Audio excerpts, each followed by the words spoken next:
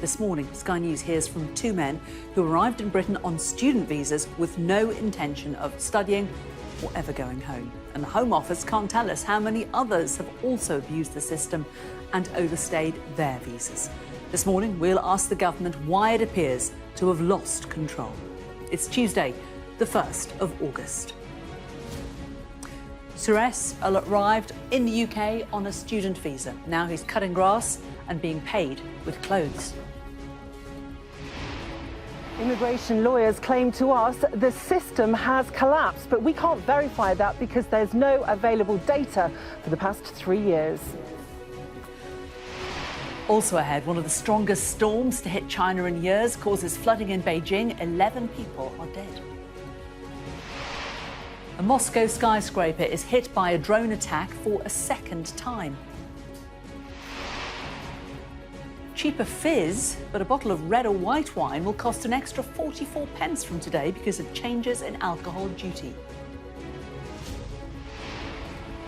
And England are back in action against China at the World Cup here in Australia. They need 1 point to top the group.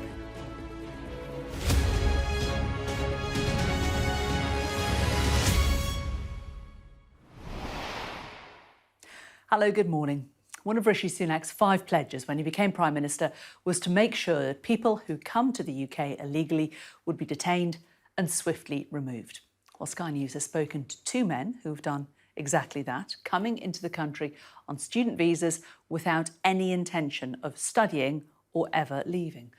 And the scale of the problem is impossible to verify because the Home Office can't tell us how many others have abused the system in the same way. Well, I'm joined now by Sky's communities correspondent, Lisa Holland. Lisa, tell us just a little bit more about what you've uncovered. Well, yes, Jane, as you say, that the government has very much made the public focus of its immigration policy that of stopping small boats. But the numbers of small boat crossings, while at around 45,000 in total for all of last year, are considerably smaller than the numbers of net migration to this country, so legal net migration, which is now at record levels. We've been having a look at the issue of visa overstayers with some alarming claims from one particular immigration lawyer. Here's my report. More than 1 million people, including their families, have come to the UK on foreign student visas since January 2021. Not everyone goes home when their visa expires, including Danabal from India. Was it always your intention that you wouldn't actually be a student? It was just a way of getting a visa? This is the only reason for that. I just want to save my life. But you didn't ever plan to be a student? No. Determined to get to the UK and stay, Danabal says his politics got him into trouble with the Indian police, so he paid an agency there £7,000 to arrange a university place in Britain. He ended up on a course in the north of England, but says he only stayed a month. I just thought that, okay, this is the only way I can get through, but I didn't know about other options. So that's why I just used this. I'm doing garden cleaning today. Garden cleaning? Yeah. And do they pay you? No, they didn't pay me. They left this class today. This is another visa overstayer, Suresh, also from India. He says he's been given clothes for doing someone's garden in London. He says he didn't even start his course in Wales. He spent 7 years just existing like this since his student visa ran out. Actually, I tried many countries, not only UK. So suddenly I got visa from UK, so that's why I came.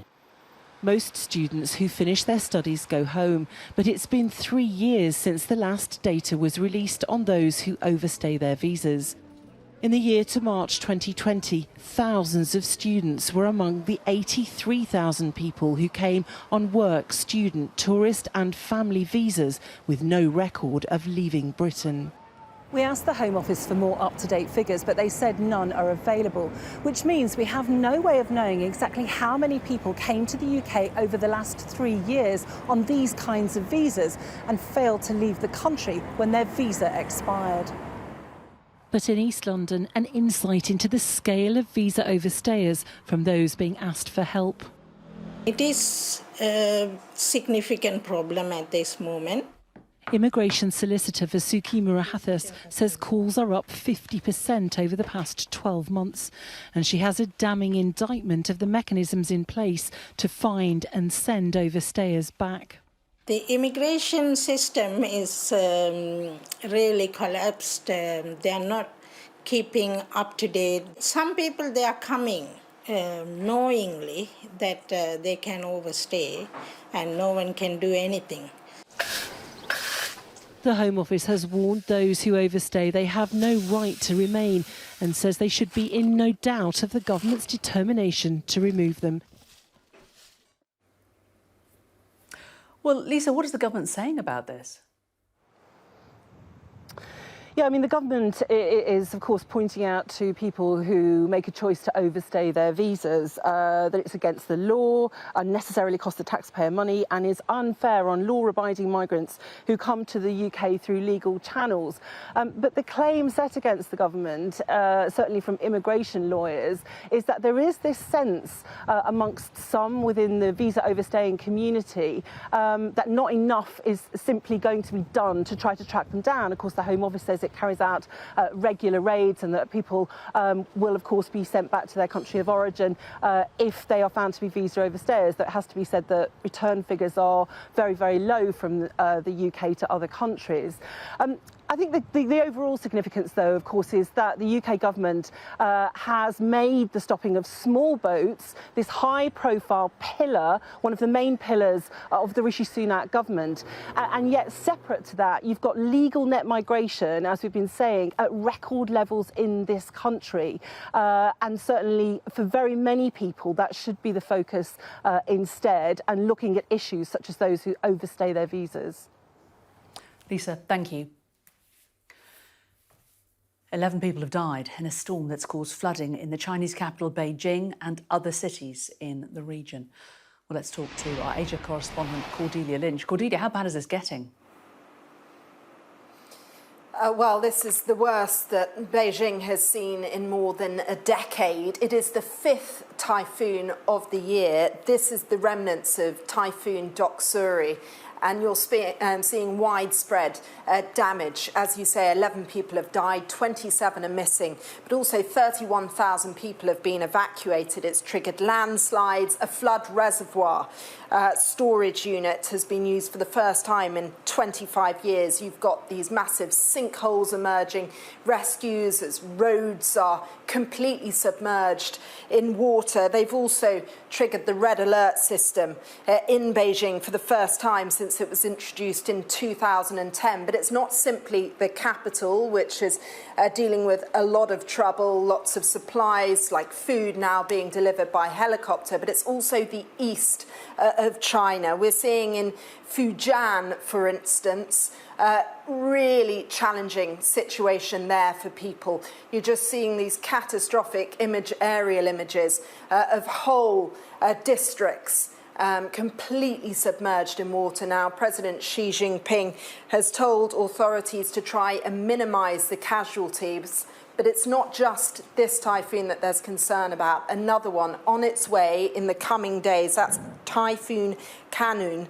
That's expected to hit, once again, the east of China before moving on to Japan. Cordelia, thank you. There's been another drone attack on Moscow. Russia's defence minister blamed Ukraine for the strike, saying that 2 drones were destroyed by defence systems. Another hit the same tower block that was struck on Sunday. Moscow's airport was also temporarily shut and flights redirected.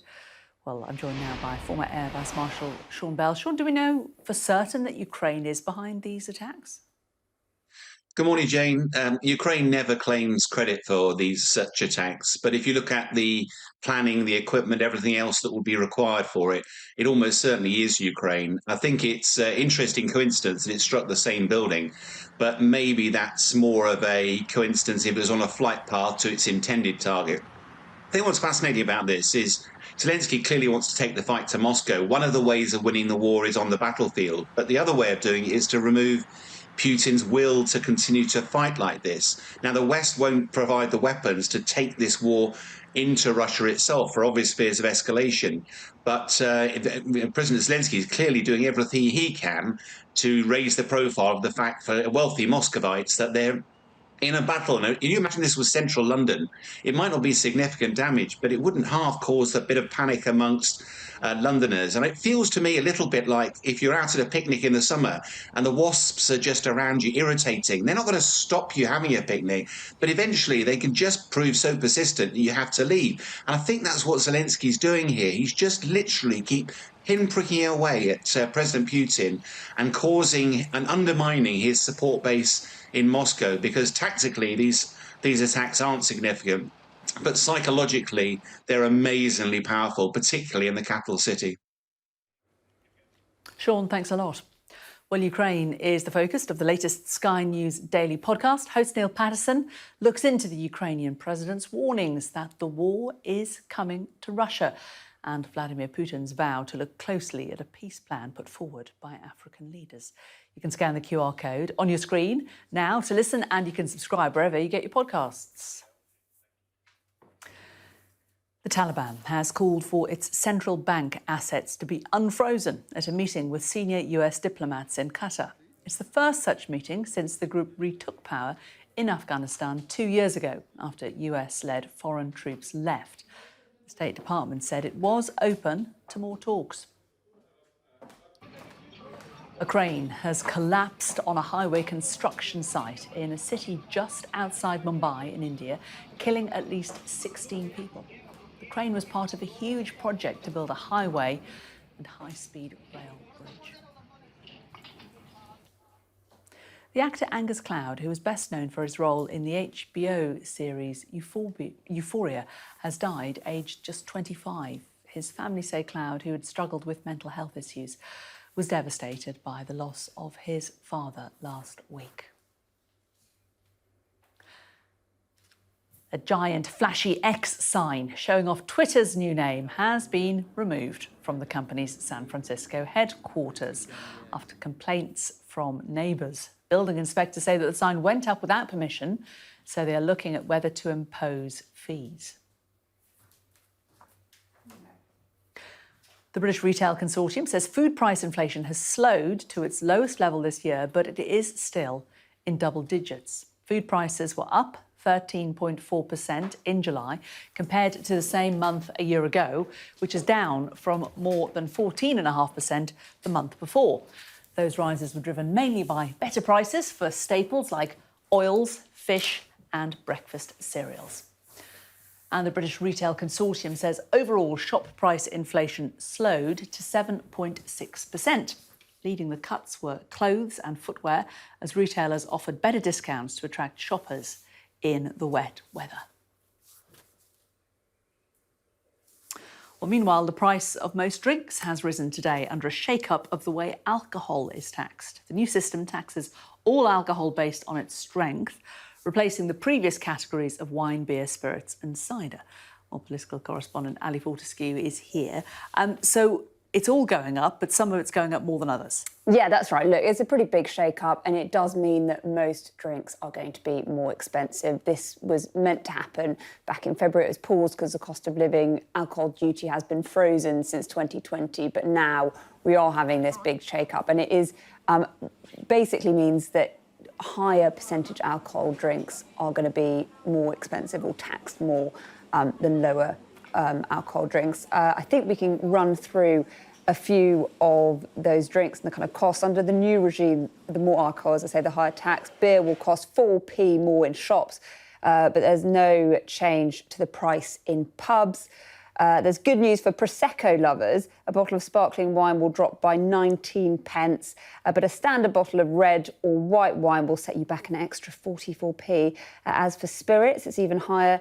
There'll be 76p more tax on a bottle of vodka. Now, the Treasury say that these are common sense principles. They reflect the growing popularity of low alcohol spirits. They say it's boosting growth in the sector, but As you can imagine, that has not been the response from everyone. We've heard this morning from the Wine and Spirit Trade Association. They say this is the biggest tax on a standard bottle of wine we've seen 50 years. They say the government have chosen to impose more inflationary misery on consumers. Obviously, the context is rising prices. People have obviously been struggling with the cost of living, but the new figures do suggest the speed at which prices are rising has slowed a little, but still for July, 7.6% is the sort of number that we're talking about for price rises. So not necessarily good news for people, I think, today. No, still a lot of money. Ali, thanks very much. Well, the countryside has become a growing target for organised crime and is costing farmers millions of pounds a year. Figures from the insurer NFU Mutual show that rural crime cost £49.5 million last year, nearly 10 million more than in 2021. Equipment and vehicles are popular targets. Last year saw a 15% rise in the theft of GPS devices, while robberies of quad bikes and all-terrain vehicles went up by 34%. And thieves are snatching more livestock too, with almost 10% more going missing in 2022. The types of gangs that are targeting farms are very organised and they're very sophisticated in terms of the tactics that they're using. When farmers and rural communities and police work together, it can make a real difference, sharing information. But what's new this year and what's really welcome news and what we've been looking for a long time is the establishment of a new national rural crime unit, which we support. And that's about having a really coordinated approach, a joined up approach across the country. The MP Margaret Ferrier should know later today if she faces being forced out of the Commons. A recall petition in her Scottish constituency, Rutherglen and Hamilton West, has been held after she was suspended for 30 days for breaching COVID rules in 2020. Ms Ferrier sits as an independent after being kicked out of the SNP. Greenpeace says that 1,200 sewage overflow pipes cumulatively discharged for 300,000 hours last year into England and Wales's most sensitive wilderness areas. The environmental group analysed water company data and found that the River Derwent and Bassenthwaite Lake, which encompasses part of the Lake District, was one of the worst hit areas. The UK's first drone delivery service for mail has launched in Orkney. Royal Mail is working with Skyport's drone services to distribute letters and parcels between the islands. It'll initially operate for 3 months and then could become permanent depending on how things go. Now England will play China in their final group match of the World Cup later today. The Lionesses need only to draw against China to top the group and progress into the knockout stages. Well, this morning we have Matthew Thompson at Bearsted FC in Kent live to him after we speak to Nicole Johnson in Sydney. And Nicole, hopes are high for England women's. They are. This is a big game for England. A win or a draw should be enough to put it over the line and into the knockout stages. They'll be up against China, a team they don't know that well. They're not that familiar with it. But the England coach, Sarina Wiegman, has said that when it comes to China, they're an organised team and they do play a direct style. The Lionesses, though, will be without their influential midfielder, Keira Walsh. She'll be on the bench. She's suffering from a knee injury, which has been a real blow to the team. The good news that we had over the last few days, though, is that it isn't an ACL. So assuming England does get across the line into their knockout stages, hopefully Keira Walsh will be back on the field to play with them then.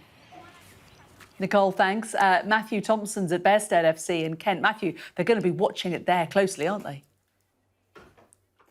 They certainly are. As England stand on the brink of the knockout stages, we stand on hallowed turf, really, the hometown club of England legend Alessia Russo, Bearsted FC in Kent. But frankly, that's enough of me talking, because I'm delighted to be joined by someone you'd much rather hear from, which is England and Arsenal legend Rachel Yankee.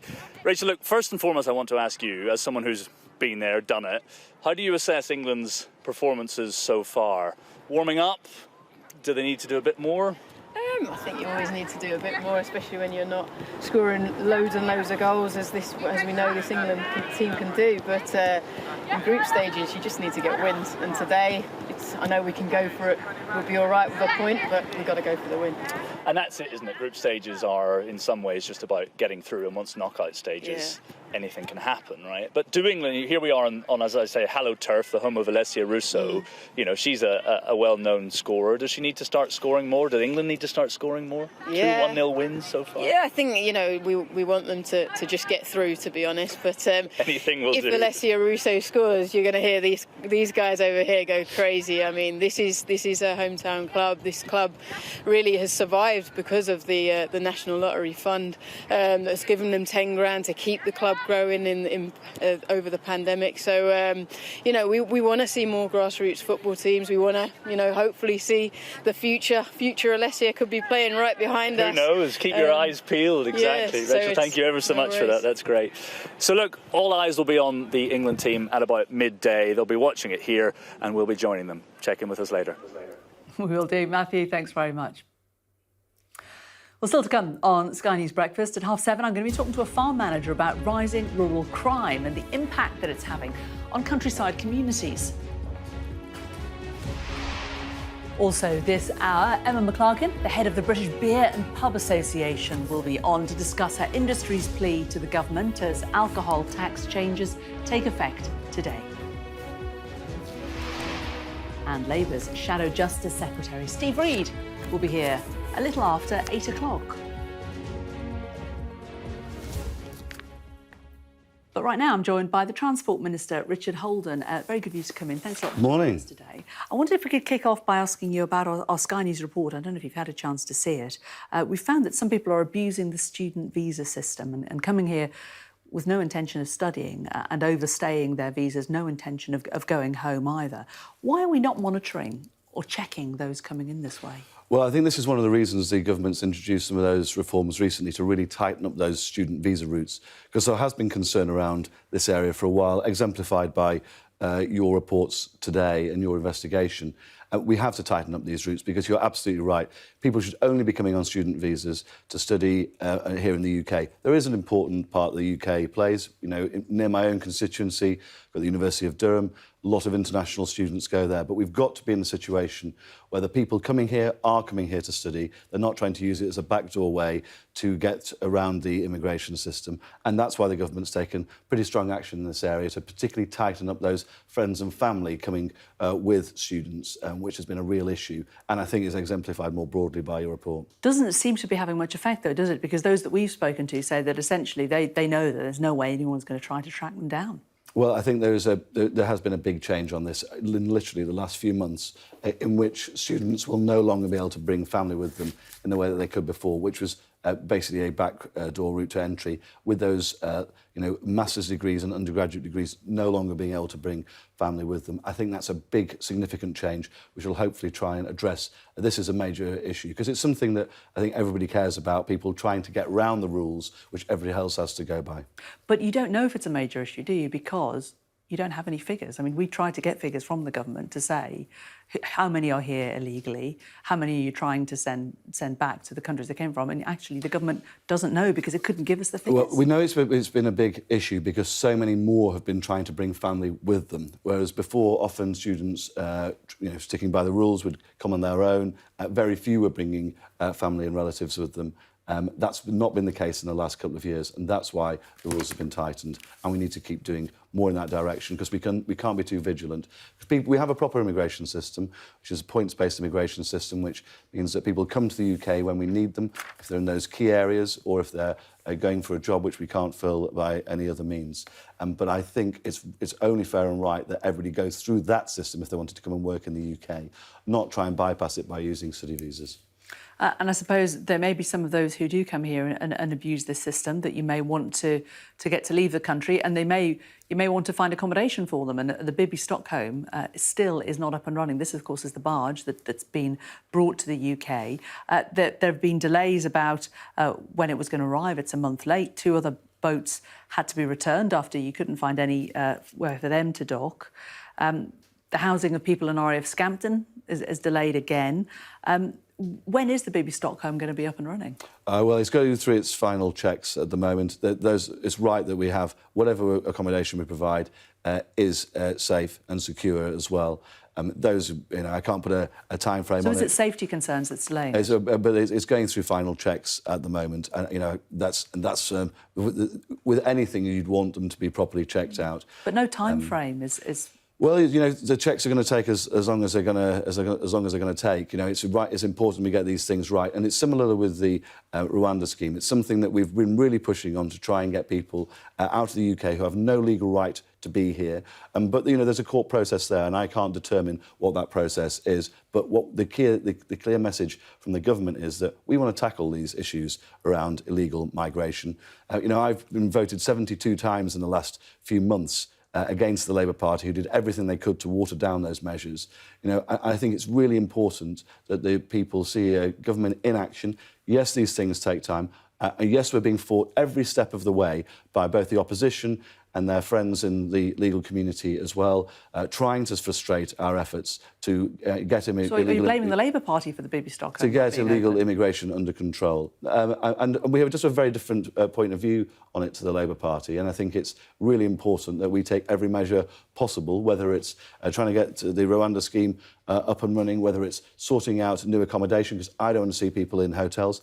I've had an immigration removal centre put in my own constituency in order to try and help facilitate more people who shouldn't be in the UK getting deported. I think it's really important that we do that, because I don't think this sort of open door policy where if you turn up in the UK, you're allowed to stay, that's just not acceptable as far as I'm concerned, or in the views of my constituents. So is the BB Stockholm opening going to be delayed as long as the Rwanda policy? I mean, you mentioned that, and that's something that the government came up with a couple of years ago, and still not a single person has gone to Rwanda. Is it going to be that long? I can't comment on the ongoing process of checks and things which have to take place, but it is my understanding in its final checks.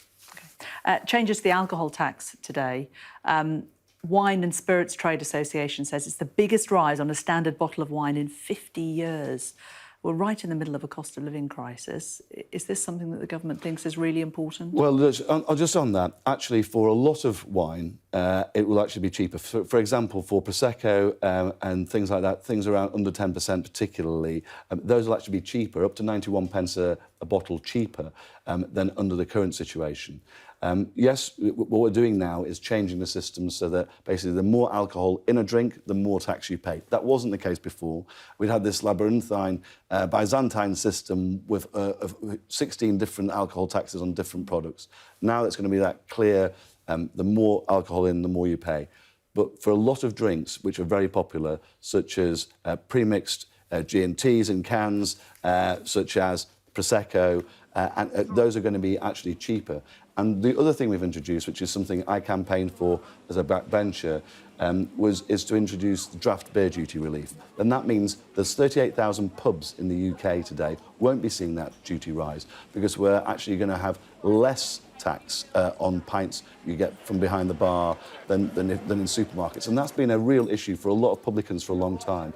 But it's only 11p less duty on a pint in a pub, which is obviously welcome. But if a pint in a pub's costing you £4.50, buying it from a supermarket for £1.50 is always going to be the cheaper option, isn't it? It's not going to be enough to make a difference to pubs. Well, the differential is going to keep growing. We've seen it. It was 5% when we introduced it. Now it's 9.2% tax difference between the two. That is a significant difference.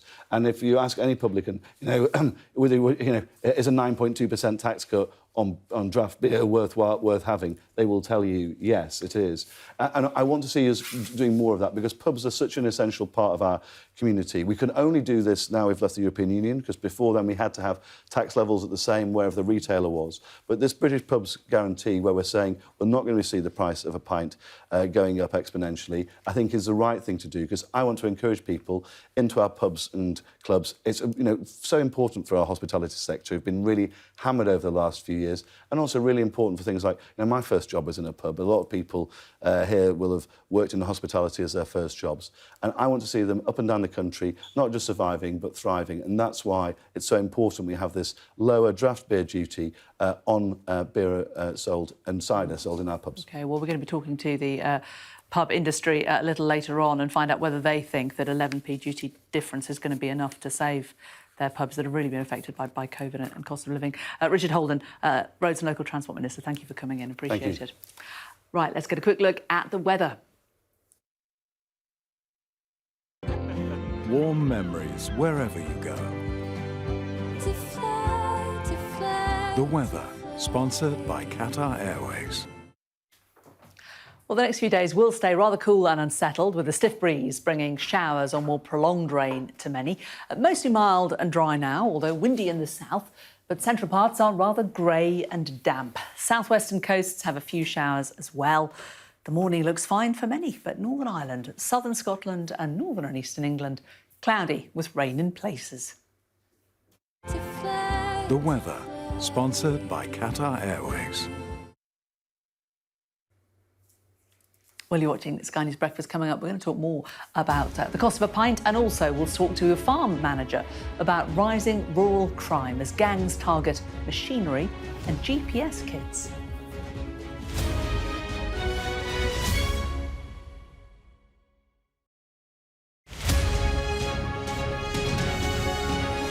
I think what's really different is President Zelensky admitting that these attacks are taking place. Previously, they've said nothing or denied them. But we should recognise that there's relatively little Ukraine can do in a military sense to hit places like Moscow. These are confined to small numbers of drone attacks. But the psychological effect and the political effect is much greater.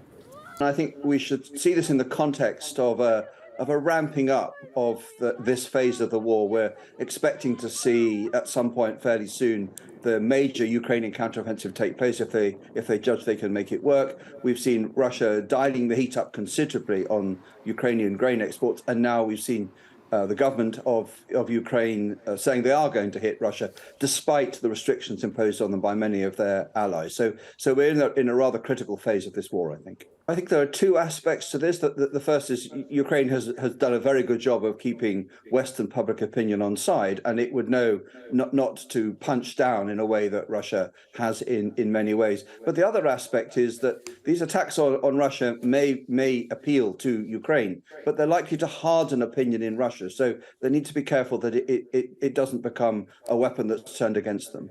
So I think the initiative in this war is currently firmly with Ukraine. They're the ones that are mostly on the offensive, although Russia is attacking in some places, that they have the full support of the West behind them, and they probably judge that support isn't going to get much greater or last forever. And Russia, we know, can't take any more territory. It doesn't have the military capability or the reserve. So from a Russian perspective, it would be a very good outcome if they could now persuade the rest of the world to make Ukraine stop, just as they know Ukraine is going to mount its own counteroffensive. So I don't think this really has legs.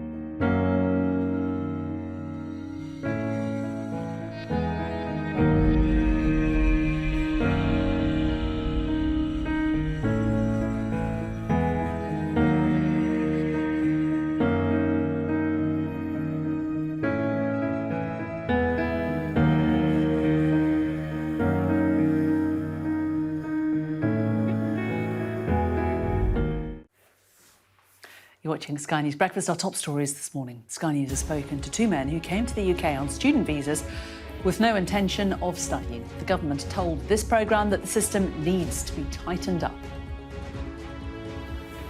Russia says a Moscow skyscraper has been hit by a drone for the second time in a week, denouncing what it calls Ukrainian terrorism.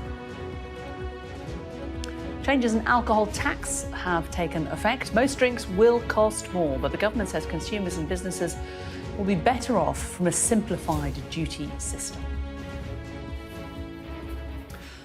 Well, let's get more now on that news that the cost of rural crime has risen by a staggering 22% in the last year as organised criminal gangs target farm machinery.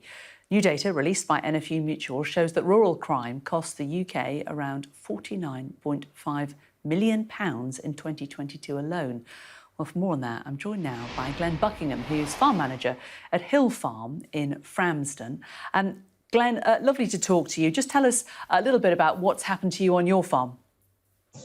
Well, good morning, Jane. Yeah, so what's happened here is we've had 3 or 4 years where we've had GPS thefts. That's the equipment used to guide our machinery in the fields. The most recent incident took place in May, and a steel door was broken down. Unfortunately, we do use more secure methods now to store our equipment, and nothing was taken. But on that very same night, 2 other farms locally were broken into, and equipment was stolen. So why these GPS devices? I mean, obviously they're very useful for you because you're using them to, as we can see with your combine behind you, you're using them for your crops and for planning. But what use would they be to thieves? Is there a big resale market? Yeah, so there is a market. They are taken out of the country, probably simply in the boot of cars or suitcases, and they end up possibly Eastern Europe or elsewhere in the world where people perhaps can't afford to buy that equipment and find that as a cheap way to get to this technology. And once the passcodes are broken, then actually it becomes available and useful to people. So basically what happens is that we have boxes like these, you can see it, the screen in the cab, and that box is £5,000. And the receiver, which is on the top of the machine, and there are all sorts of different brands, looks like this, and that's another £5,000. And basically, it appears the gangs tour the country and looking for them. One of the more interesting things is that on some of our mapping software nowadays that normal people use for getting from A to B, if you overlay that with satellite imagery that comes, you can actually spot these pieces of equipment on the roofs of tractors. And so actually, mapping devices, direction finders and things are not helping us just at the moment. What kind of impact is it having on your ability to farm? I mean, obviously, when these things get nicked, you've got to replace them. There's a delay there. But, I mean, it must be also quite soul-destroying. So it is. So there are several issues, really. One is, of course, the fact it's pretty galling that someone's been around your farmyard in the middle of the night. We do have CCTV. I don't get up every morning and look at it. I look at it when I think something may have happened. But for all I know, someone was here last night. I don't know without checking. But there's nothing untoward has happened, as we're to tell. The second part of this, actually, you talk about the delays. This machine behind us, it's £500,000 of combine, actually won't operate without it. And that's quite the case with most brands. These parts are integral to the operation of the machines. And so, if it happens in harvest at a time, whether it's even potatoes or combines or whatever, because we're now using so much of this technology, it can disrupt farm business. So it's essentially like somebody taking the keys. It virtually is, really. We don't have to lose the machine, but we lose a component that is vital. Do you feel the police are working adequately on this? So we have the National Crime Unit working forward for rural crime, and that's a great step forward. Our police commissioner in Suffolk is actually the head of that for the national organisation, which is very useful. At the Suffolk show this year, we met with him and we met with our police service in the rural team. There are only 6 people in the rural team, and that's arguably not resourced well enough. There are issues that I, in my event, nobody came afterwards. I get a crime number. Our neighbouring farmer, a similar event, a crime number. One other farmer did have a visit. It would be good if there was more on-the-ground police force really on this subject. And as you say, you're bringing in a lot of security measures. 11 bolts, I read, that they cut through that night that you saw that there was somebody on your farm. And even then, luckily, they didn't manage to take anything, but they had a jolly good go, didn't they? They did. So they were 15 minutes out of sight of my camera operating on this door. and then you open the latch, and it removes bolts around the door frame. When I spoke to the supplier, his reaction was, "What? They opened that door?" And I said, "Yeah, they did." Quite what they used, I couldn't see from the CCTV what they were carrying, but two gentlemen having a good look round and disappeared out of view. It's amazing. Really galling for you. Glenn Buckingham, a farm manager at Hill Farm, Framsden, thank you. And Glenn mentioned the head of the Rural Crime Unit. We're going to be talking to him in a short while as well here on Sky News, so stay tuned for that. Now, the oil giant BP has revealed its profits fell by more than 2/3 over the last quarter to £2 billion, which is significantly less than the market had predicted. Over the same period last year, BP reported a £6.6 billion profit when it was boosted by rising oil and gas prices. The Prime Minister's announced new drilling licences for North Sea oil and gas, as we told you yesterday. So where does the announcement leave the UK's net zero commitments? Well, here's our economics and data editor, Ed Conway. Now, in terms of actual new news, there wasn't an awful lot. The government's already said that it's behind new exploration. That licensing round is underway at the moment. What was new? Well, mostly it was this chart. This is just showing you how carbon-intensive gas production is in the UK, that line there, versus other countries around the world.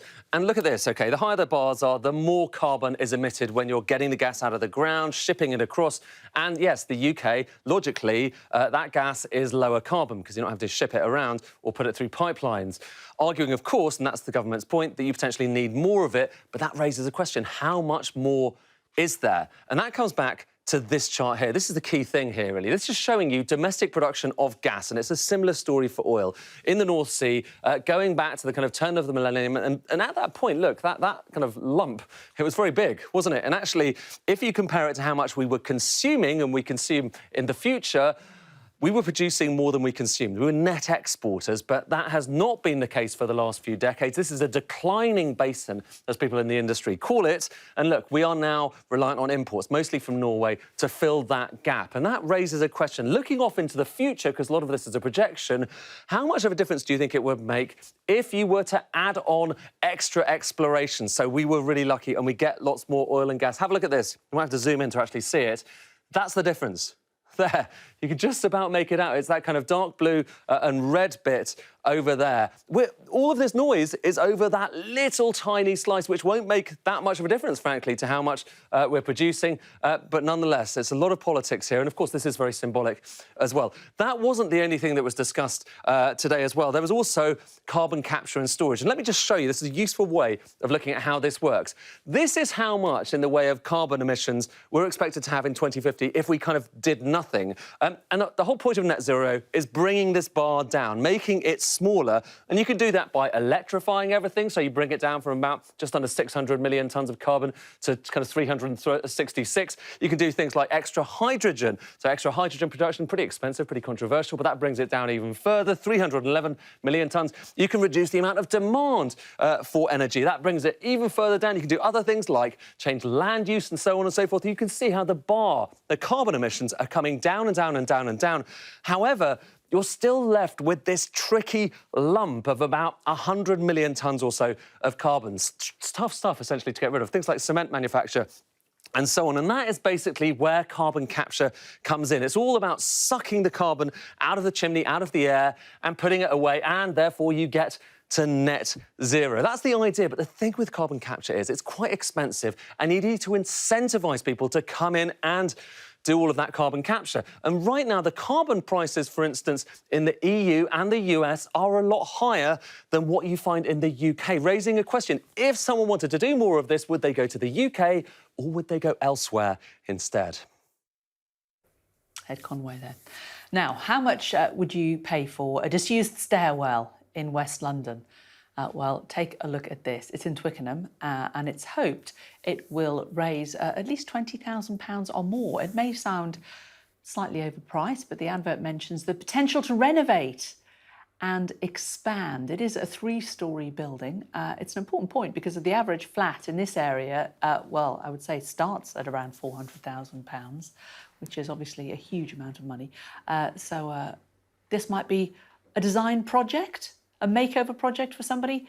20 grand wanted for a 3-storey, very glass-exposed stairwell in Twickenham. You might want to put some curtains up if you're going to turn that into a bathroom. Now, what impact will higher alcohol duty have on the hospitality sector? I'm going to talk to the boss of the British Beer and Pub Association after the break.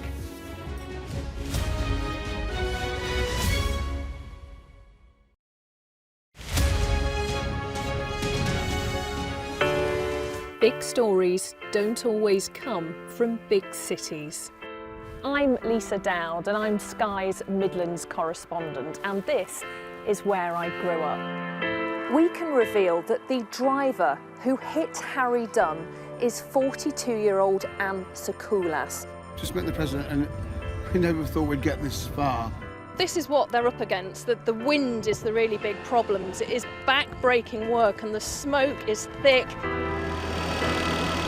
It's been working well. Water levels are dropping, but no one knows what impact further rain will have. What would you do if this place wasn't open?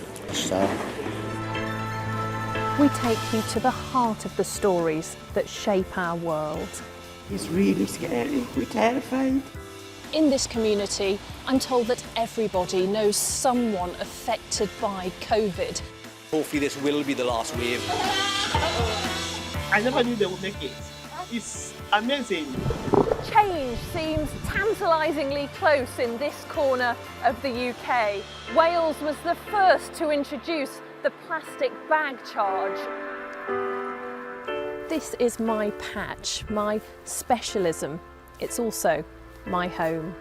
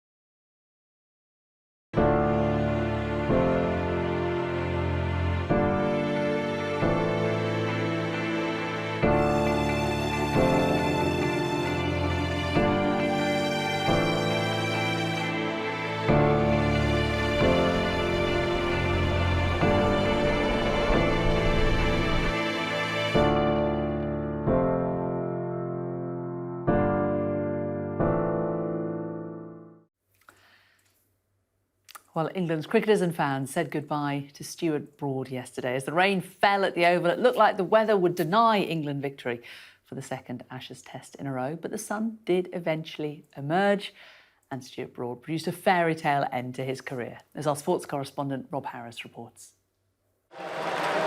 The end of the series and the end of an era. Last time he will play the game of cricket, and what a stage to play it on. Stuart Broad hoping for a final flourish before retirement. With his family here to see the hunt for the 10 wickets England needed to level the Ashes. But it was Chris Woakes removing both openers. This is gone, surely he's gone. David Warner for 60. Brilliant from Woakes. More brilliant, Usman Khawaja gone for 72. No, that's out, surely that's out. Yes, given. 3 down in an hour with Marnus Labuschagne out thanks to Zach Crawley's handiwork.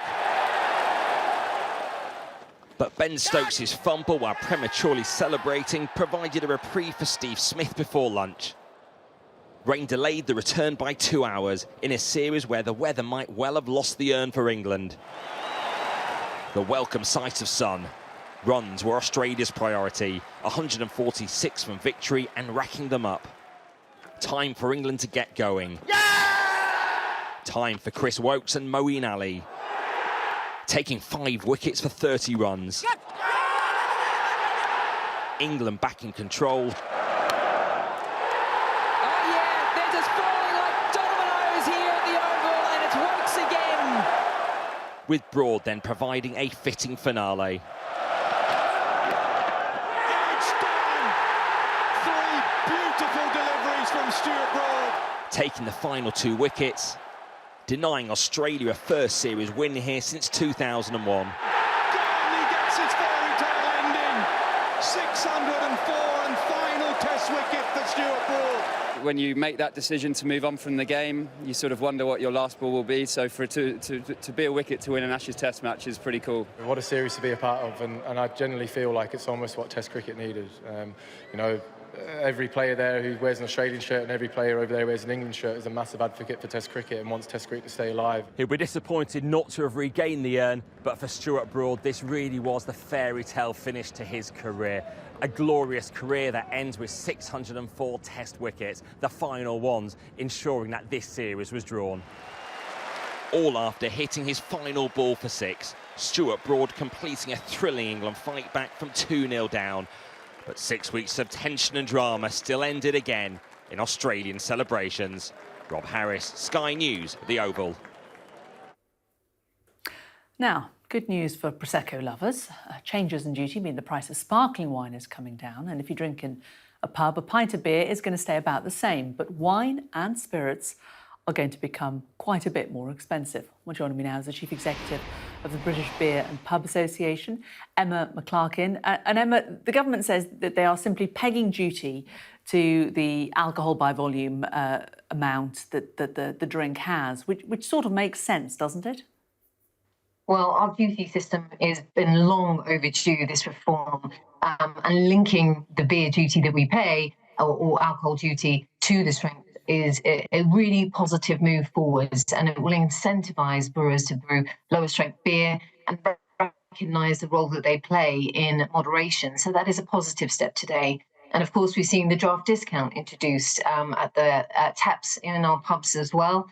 And it will be frozen as of today. But overall, there is a beer duty increase of some 225 million on bottled and canned beer, which of course consumers enjoy in venue, but also from shops at home. And so overall today, unfortunately, we're seeing an increase to our costs.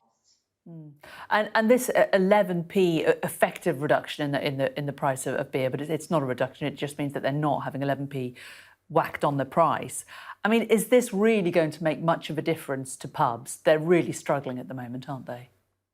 Well, you're quite right to say there are no price reductions today. There are no prices falling. It's simply frozen.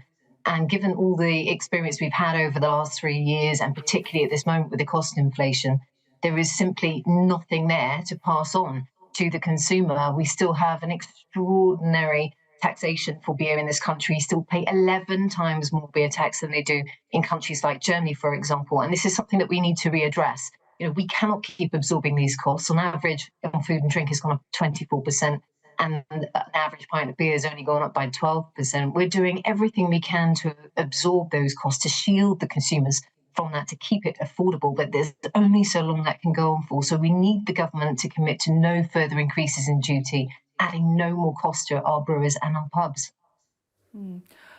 How are pubs coping? I mean, they've had COVID, people have changed their habits as well post-COVID, haven't they? And of course, the cost of living crisis as well.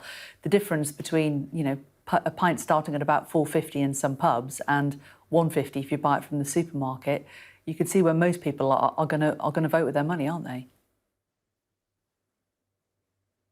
Well, the reality is we still provide a great experience at the Great British Pub, and we're still having that love affair with our local, and I hope that that will continue. But it has been incredibly difficult for our businesses to get back into profitability. Those huge increases throughout the supply chain are just vast, from energy costs through to our raw materials. It is really impacting our pubs and our brewers heavily. And so we are worried about the winter coming forwards, again, with energy coming up again, but also consumers being slightly more cautious because of the cost of living. So we do need continued support, and the government can still do that by continuing to look at business rates reform, looking at VAT versus supermarkets for food and drink in venue, where of course they don't pay that. in a supermarket.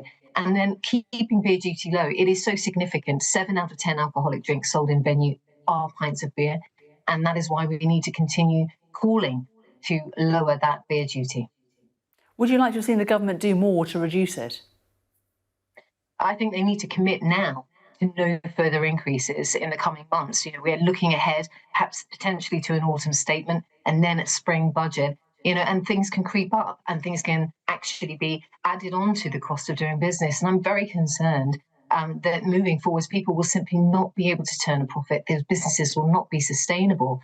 Our brewers won't be able to keep absorbing these costs to keep a pint affordable. And then, of course, we all miss out because our pubs are not only an economic boost for those towns and cities and villages where they are, they're also that social hub where we all come together. So there is a reason to support the pub.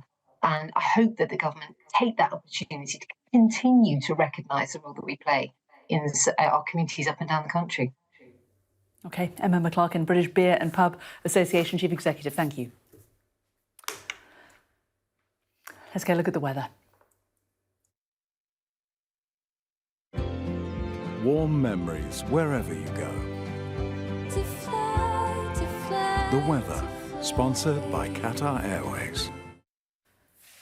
The next few days will stay rather cool and unsettled, with a stiff breeze bringing showers or more prolonged rain to many. Mostly mild and dry now, although windy in the south, but central parts are rather grey and damp. Southwestern coasts have a few showers too. The morning looks fine for many, but Northern Ireland, southern Scotland and northern and eastern England will be cloudy with rain in places, mainly from the southwest of Scotland through to Lincolnshire. There'll be a few showers further south as well, while the far southwest of Ireland can expect rain by midday. It'll be a bit warmer than today, but still quite windy. Central and southern parts of Ireland and southwestern Britain will turn wet later, and the wind will strengthen in the southwest. There'll be little change elsewhere. Wind and rain will spread to all but northern Scotland overnight. The weather, sponsored by Qatar Airways. Coming up on Sky News Breakfast, an exclusive report on how some people are abusing student visas to come to the UK with no intention of even studying.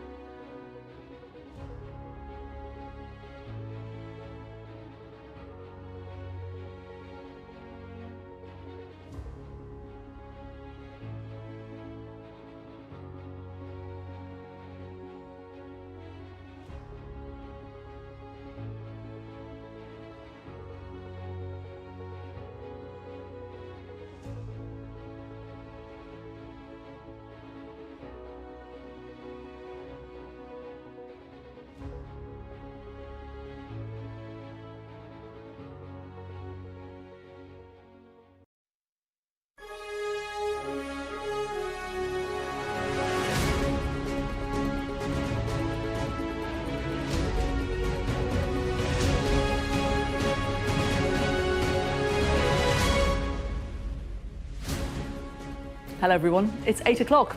I had no idea when I came to the UK how my life would be. I just wanted to leave India. This morning, Sky News hears from two men who arrived in Britain on student visas with no intention of studying or ever going home. And the Home Office can't tell us how many others have also abused the system and overstayed their visas. In a moment, we'll hear what the Labour Party has to say.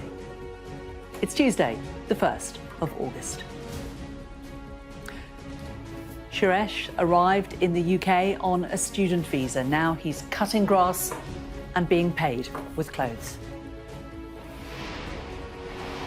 Immigration lawyers claim to us the system has collapsed, but we can't verify that because the Home Office hasn't collected any data for the last 3 years on visa overstayers. Also ahead, one of the strongest storms to hit China in years causes flooding in Beijing. 11 people are dead.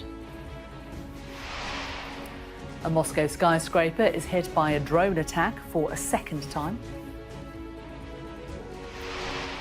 Cheaper fizz, but a bottle of red or white wine will cost an extra 44 pence from today because of changes in alcohol duty.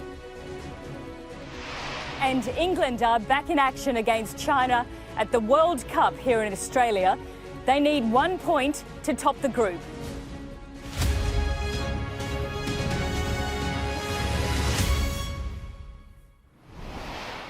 Hello, good morning. One of Rishi Sunak's 5 pledges when he became Prime Minister was to make sure that people who come to the UK illegally would be detained and swiftly removed. Well, Sky News has spoken to 2 men who've done exactly that, coming into the country on student visas without any intention of studying or ever leaving. And the scale of the problem is impossible to verify because the Home Office can't tell us how many others have abused the system in the same way. Well, I'm joined by Sky's communities correspondent, Lisa Holland. And Lisa, just tell us a little bit more about these 2 men that you've spent some time with. Yes, morning, Jane. These were 2 men who said that they needed to leave their home country of India. They wanted to get to another country, and in particular the UK, and they said that they came on the student visa system. Now, of course, the government, as we say, has made the stopping of small boats one of the main priorities of its government. But at the same time, legal net migration to the UK is at record levels. This is our report looking into visa overstaying in the UK. More than 1 million people, including their families, have come to the UK on foreign student visas since January 2021. Not everyone goes home when their visa expires, including Danabal from India. Was it always your intention that you wouldn't actually be a student? It was just a way of getting a visa? This is the only reason for that. I just want to save my life. But you didn't ever plan to be a student? No. Determined to get to the UK and stay, Danabal says his politics got him into trouble with the Indian police, so he paid an agency there £7,000 to arrange a university place in Britain. He ended up on a course in the north of England, but says he only stayed a month. I just thought that, okay, this is the only way I can get through, but I didn't know about other options. So that's why I just used this. I'm doing garden cleaning today. Garden cleaning? Yeah. And do they pay you? No, they didn't pay me. They left this class today. This is another visa overstayer, Suresh, also from India. He says he's been given clothes for doing someone's garden in London. He says he didn't even start his course in Wales. He spent 7 years just existing like this since his student visa ran out. Actually, I tried many countries, not only UK. So suddenly I got visa from UK, so that's why I came. Most students who finish their studies go home, but it's been 3 years since the last data was released on those who overstay their visas. In the year to March 2020, thousands of students were among the 83,000 people who came on work, student, tourist and family visas with no record of leaving Britain.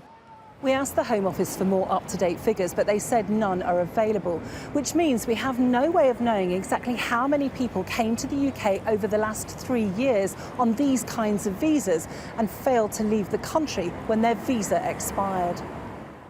But in East London, an insight into the scale of visa overstayers from those being asked for help. It is a significant problem at this moment. Immigration solicitor Vasuki Murahathis says calls are up 50% over the past 12 months, and she has a damning indictment of the mechanisms in place to find and send overstayers back. The immigration system is really collapsed. They are not keeping up to date. Some people, they are coming knowingly that they can overstay and no one can do anything. The Home Office has warned those who overstay they have no right to remain and says they should be in no doubt of the government's determination to remove them. Well, of course, the government is saying that it's doing all it can to try to track down those who overstay their visas, and in fact says that they unnecessarily cost the taxpayer money.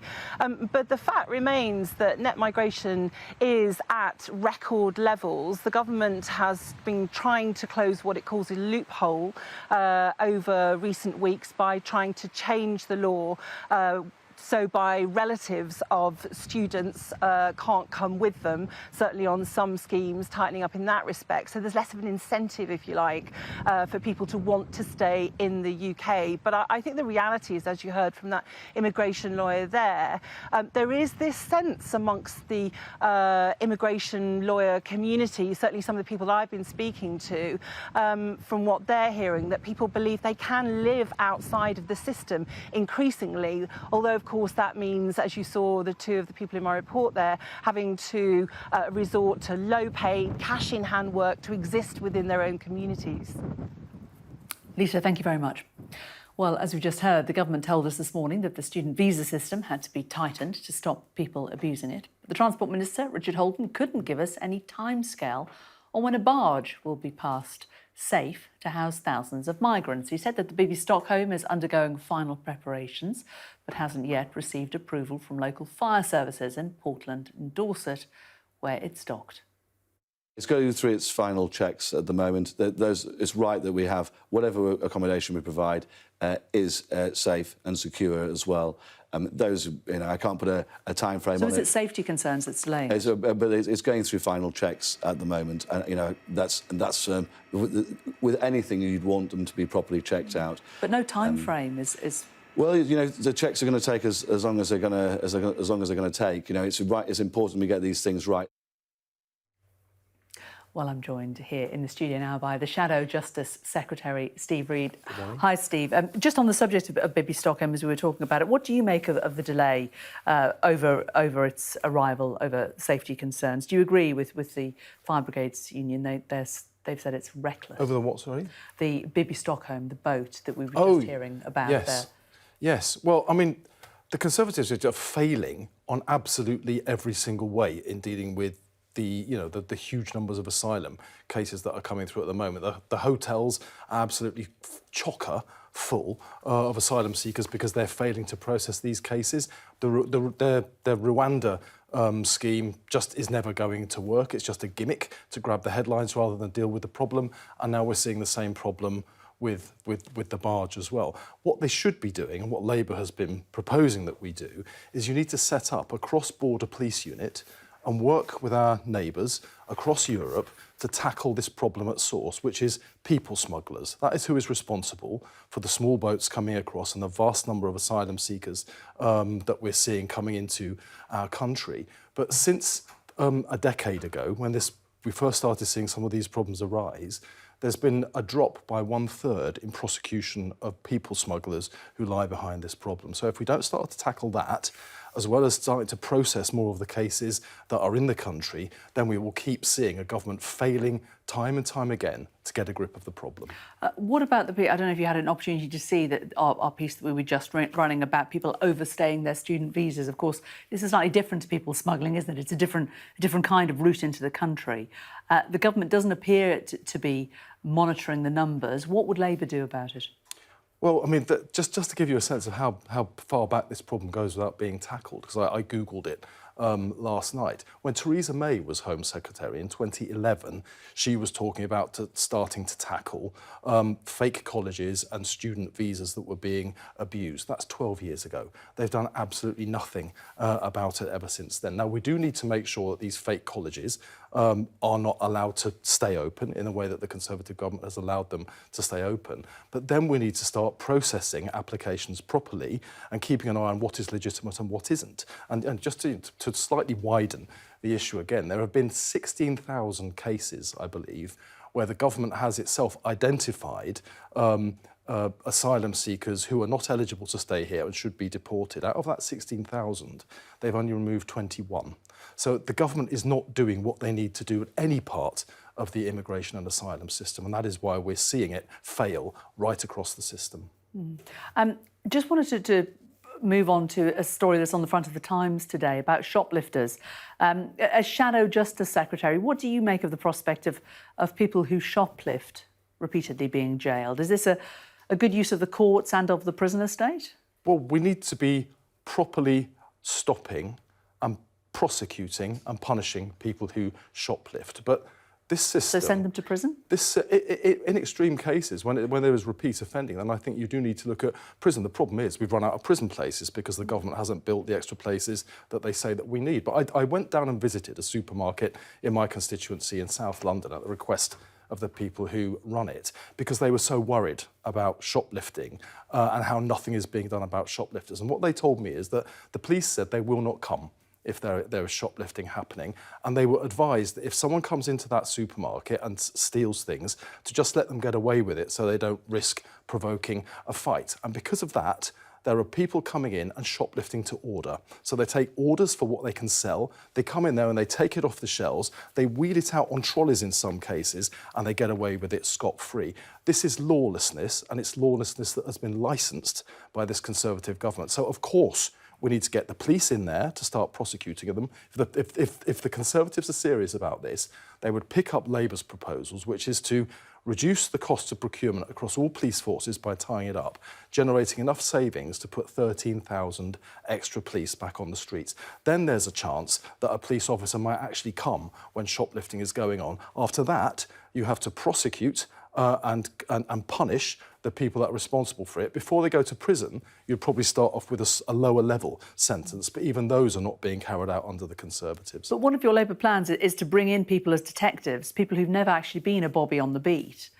I mean, some people would say, actually, that, you know, you need police officers who are experienced to do the job. You need both. You need both. And I'll point back to what I just said now. If you tie up procurement across all the police forces, you can generate enough savings to recruit 13,000 additional police officers, neighbourhood police officers, the kind of guys that would go to the supermarket in my constituency when there's shoplifting going on and would then arrest and hopefully prosecute that individual. Now, before a shoplifter goes to prison after multiple offences, you'd try to knock them off the behaviour that they're doing by giving them a lower level sentence, some kind of community payback, a community sentence is what it's called. But since 2014, 16 million hours of unpaid community work that have been handed down by the courts have never been carried out. So if you're a shoplifter and you did actually get prosecuted and got given a community sentence, no one makes you carry it out. That encourages you to go out and commit crime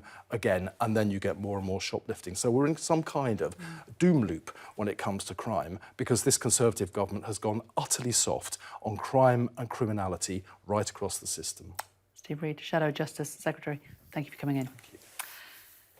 Now, 11 people have died in a storm that's caused flooding in the Chinese capital, Beijing, and other cities in the region. Live to our Asia correspondent, Cordelia Lynch. And Cordelia, this is the worst flooding that they have seen for years now in China. Yes, some estimates that this is in fact the worst flooding since 1963, and we've seen large landslides triggered by this typhoon Doksuri. As you say, 11 people have died, 31,000 have been evacuated from Beijing alone. There are 27 missing as well.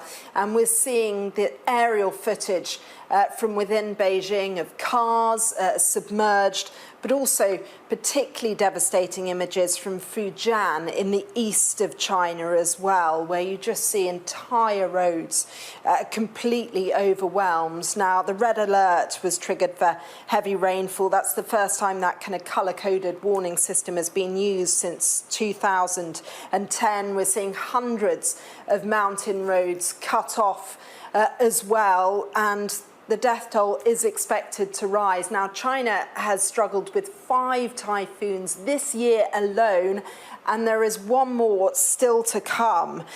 Typhoon Kanun is expected in the coming days. That will hit the east of China, once again already pummeled by this typhoon, before it moves on to Japan.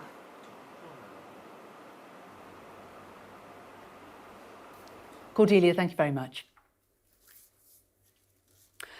There's been another drone attack in Moscow. The Russian military says air defences shot down the drones, but one of them hit the same high-rise apartment building that was struck earlier this week. No injuries have been reported in the latest attack. Earlier, military analyst Sean Bell told me it's a clear attempt by Ukraine to build fear and anger within Russia.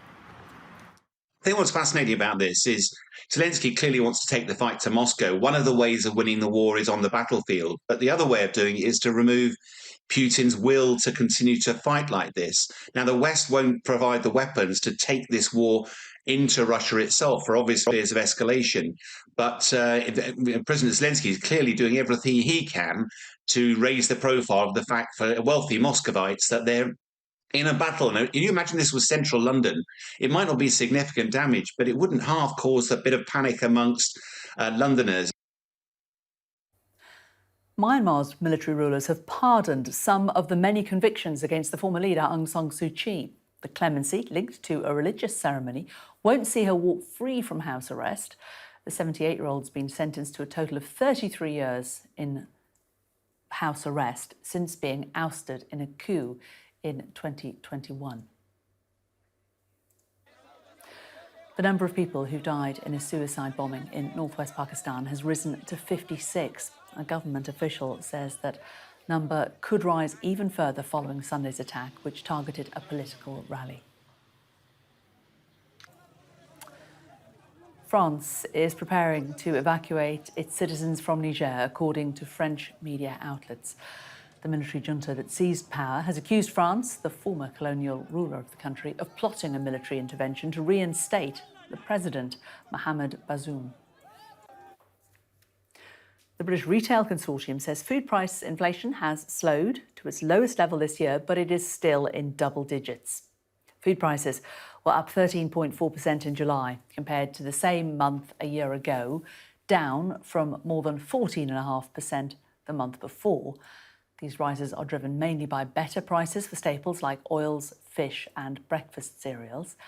The BRC says that overall shop price inflation overall slowed to 7.6%. Leading the cuts, clothing and footwear, as retailers offered better discounts to attract shoppers in the wet weather. The price of most drinks has risen today under a shake-up of the way alcohol is taxed. The new system taxes all alcohol based on its strength, replacing the previous categories of wine, beer, spirits and cider. Under the new regime, the more alcohol in a drink, the higher the tax. So beer will cost 4p more in shops, no change to the price in pubs. And that is good news, though, for Prosecco lovers. A bottle of sparkling wine will drop by 19p, but a standard bottle of red or white wine will set you back an extra 44p. And for spirits, it's even higher, a 76p more tax on a bottle of vodka. Well, hospitality sector leaders say the increased duty will be devastating for pubs and restaurants, and the chief executive of the British Beer and Pub Association, Emma McClarkin, says that while pints won't go up, they're already too expensive. There are no prices falling, it's simply frozen. And given all the experience we've had over the last 3 years, and particularly at this moment with the cost inflation, there is simply nothing there to pass on to the consumer. We still have an extraordinary taxation for beer in this country. You still pay 11 times more beer tax than they do in countries like Germany, for example. And this is something that we need to readdress. We cannot keep absorbing these costs. Still to come on Sky News Breakfast in a few minutes, the Children's Commissioner, Dame Rachel de Souza, will be here to discuss what's behind rising numbers of youngsters being treated for eating disorders. And at 8:45, we will meet the British rescue worker who's helping to bring thousands of Ukrainians to safety. And Olympic champion Jess Learmonth will be on the programme at 9:45 to talk about maintaining health and fitness through pregnancy. Now, the UK countryside has become a popular target for organised crime, and it's costing farmers millions of pounds a year. Figures from the insurer NFU Mutual show that rural crime cost £49.5 million last year, nearly £10 million more than 2021. Well, joining me now is head of the National Rural Crime Unit, Andrew Huddleston. Andrew, good to talk to you today. What do you think is driving these crimes? Good morning. It's a really concerning rise that we've seen. There's always been an issue around rural crime within the UK, but what we've seen certainly back part of last year, beginning of this, is an increase in theft, and particularly machinery and the types of the big stuff you see behind me here, going to Eastern Europe, stuff that's gone into Ukraine and to Russia. And it probably wouldn't come as any surprise if I say that, look, manufacturers can't sell to Russia and Ukraine at the moment, so the black market and criminals have monopolised on this, and we're seeing machinery going out to there, which is looking at the 20 to 30% rise we've seen for theft of agricultural and construction machinery in the first quarter of this year. So there's definitely been a big influence. There's been that demand from Eastern Europe. Do you think it's being stolen to order? This is very well organised crime. Look, to get a piece of kit like this, or even you've heard talk earlier of the GPS units being taken, it is very well organised. This is not opportunist. So yes, it is stuff that is being in demand. It's wanted out there. Ukraine and Russia have got some of the largest arable areas in the country. So this is important equipment for them. And like I said, the criminals have seen an opportunity to monopolise on this. But I think it's also something I would want to emphasise is that whilst we're trying to tackle this, we're working very closely with the NFU. The NFU Mutual who very kindly help support what we do.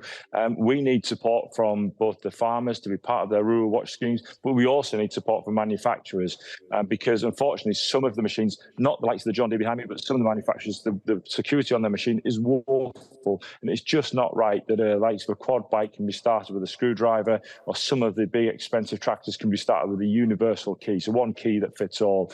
And that's why we need the likes of the Theft Prevention Act that got royal assent just 2 weeks ago.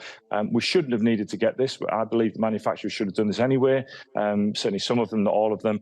So we do need this bill to help get through this act, to help reduce these thefts and work as a combined effort to problem solve it.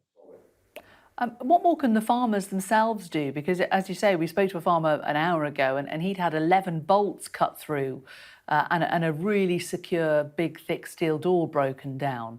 And, you know, on his farm, it seems that even if farmers really lock their stuff up securely, it's still just not safe. There are definitely still things that make it harder for criminals to operate in certain areas, whether that be removing the likes of the GPS devices there. That was put on for me this morning, by the way. But in terms of locking the gates, having security, having cameras, being part of a rural watch scheme in your area, we know that is one of the most powerful things that a community can do to make it a more hostile area for criminals to operate in. We are pushing as part of the National Rural Crime Unit, working with our sister units in the likes of Opal, the intelligence unit, to actually make sure that policing is working together as well to target and share best practice across the country. So it's very much a joint effort to do this, but even basic things come back to just taking the keys out. We do still see issues with that being left in machinery, but I appreciate it's not always easy when you're working in big fields and you're swapping over machines to necessarily do that all the time. And the actual psychological impact on this as well on farmers. I mean, you know, we're talking about, you know, great big lumps of machinery, but if this is your livelihood and someone has been, you know, on your property and are repeatedly coming back into your property, this can be quite terrifying, especially if you've got, you know, kids around and stuff. Yeah, absolutely. Look, and it's not just the actual crime itself, it's the fear of crime, it's those precautions. Certainly the farm where I am this morning, they take lots and lots of precautions to secure their equipment, which really, it just makes life a lot harder. And you've just been talking about the cost of food. All of this cost about crime, this ultimately adds to the cost of the food that we're producing in the UK as well. So it's not, it's no small thing. And it does have an impact on those smaller farms that the theft of a machine like this or even a quad bike at lambing time is a massive impact on how they run their business. Andrew Huddleston, head of the National Rural Crime Unit. Great to talk to you. Thanks a lot for joining us. Thank you. Now England will play China in their final group match of the World Cup later today in the Australian city of Adelaide. The Lionesses need only to draw to top the group and progress into the knockout stages. Joining us now from Sydney is Nicole Johnson. Lots of fingers being crossed over here. How confident are they there, Nicole? Well, they're reasonably confident. England do go into this as favourites. They're ranked 4th in the world. China is 14th. But the Lionesses won't be discounting the potential threat of this team from China. The England coach, Sarina Wiegman, has said that they're an organised team. They have a direct style of play. They're not well known to the England team. They are unfamiliar and they could be unpredictable. Also, one element going against the Lionesses is their influential midfielder, Keira Walsh, is out with an injury. Over the last few days, we have heard that knee injury isn't an ACL, so some good news there, but she won't be playing. She'll be staying here on the Central Coast recovering. We don't know when she'll be back on the field. Of course, the hope will be that once the England team hopefully get across the line into that final 16 that she'll be able to play, but she is considered an irreplaceable player by many sporting commentators, so that's certainly a blow. All of this gets underway in Adelaide 3.5 hours from now. And for England fans, they'd like to see the Lionesses put away a far more convincing win than we've had over the last 2 games against Denmark and Haiti. The Lionesses did hold on in those games, but they only won 1-0. So let's see what happens over the next few hours. OK. Nicole, and some wildlife in the background. Thanks very much. Not sure who they're supporting. Time for the weather now. Warm memories wherever you go. The weather, sponsored by Qatar Airways. The next few days are going to stay rather cool and unsettled, with a stiff breeze bringing showers or more prolonged rain to many. Mostly mild and dry now, although windy in the south, but central parts are rather grey and damp. Southwestern coasts have a few showers as well. This morning looks fine for many, but Northern Ireland, southern Scotland and northern and eastern England, cloudy with rain in places, mainly from southwest Scotland through to Lincolnshire. The weather, sponsored by Qatar Airways. Now, the UK has a new favourite breed of dog, if you believe a ranking out this morning. I'm not sure how you can rank dogs. We're not sure how solid the maths is either, but it's a good excuse to show some very cute pictures. This is a golden doodle, a hybrid of the poodle and the golden retriever.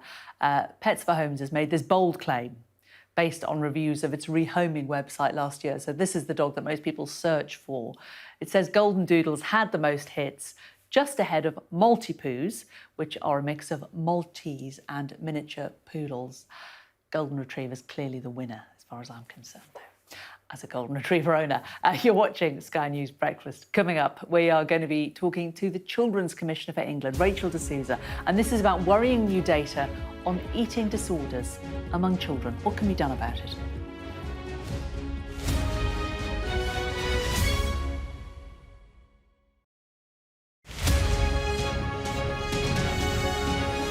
I think what's really different is President Zelensky admitting that these attacks are taking place. Previously, they've said nothing or denied them. But we should recognise that there's relatively little Ukraine can do in a military sense to hit places like Moscow. These are confined to small numbers of drone attacks. But the psychological effect and the political effect is much greater.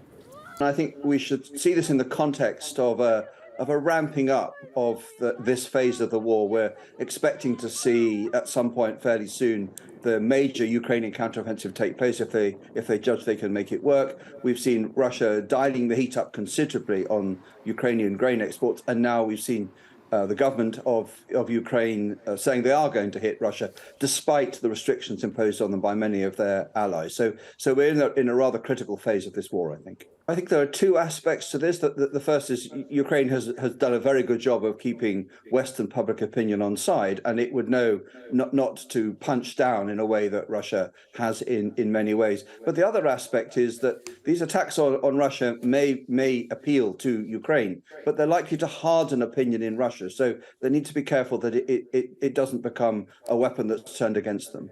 So I think the initiative in this war is currently firmly with Ukraine. They're the ones that are mostly on the offensive, although Russia is attacking in some places, that they have the full support of the West behind them, and they probably judge that support isn't going to get much greater or last forever. And Russia, we know, can't take any more territory. It doesn't have the military capability or the reserve. So from a Russian perspective, it would be a very good outcome if they could now persuade the rest of the world to make Ukraine stop, just as they know Ukraine is going to mount its own counteroffensive. So I don't think this really has legs.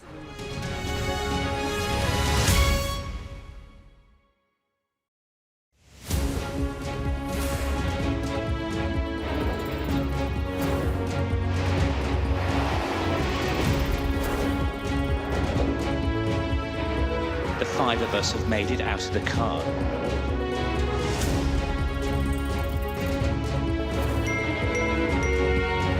Welcome to Backstage, the film and TV podcast.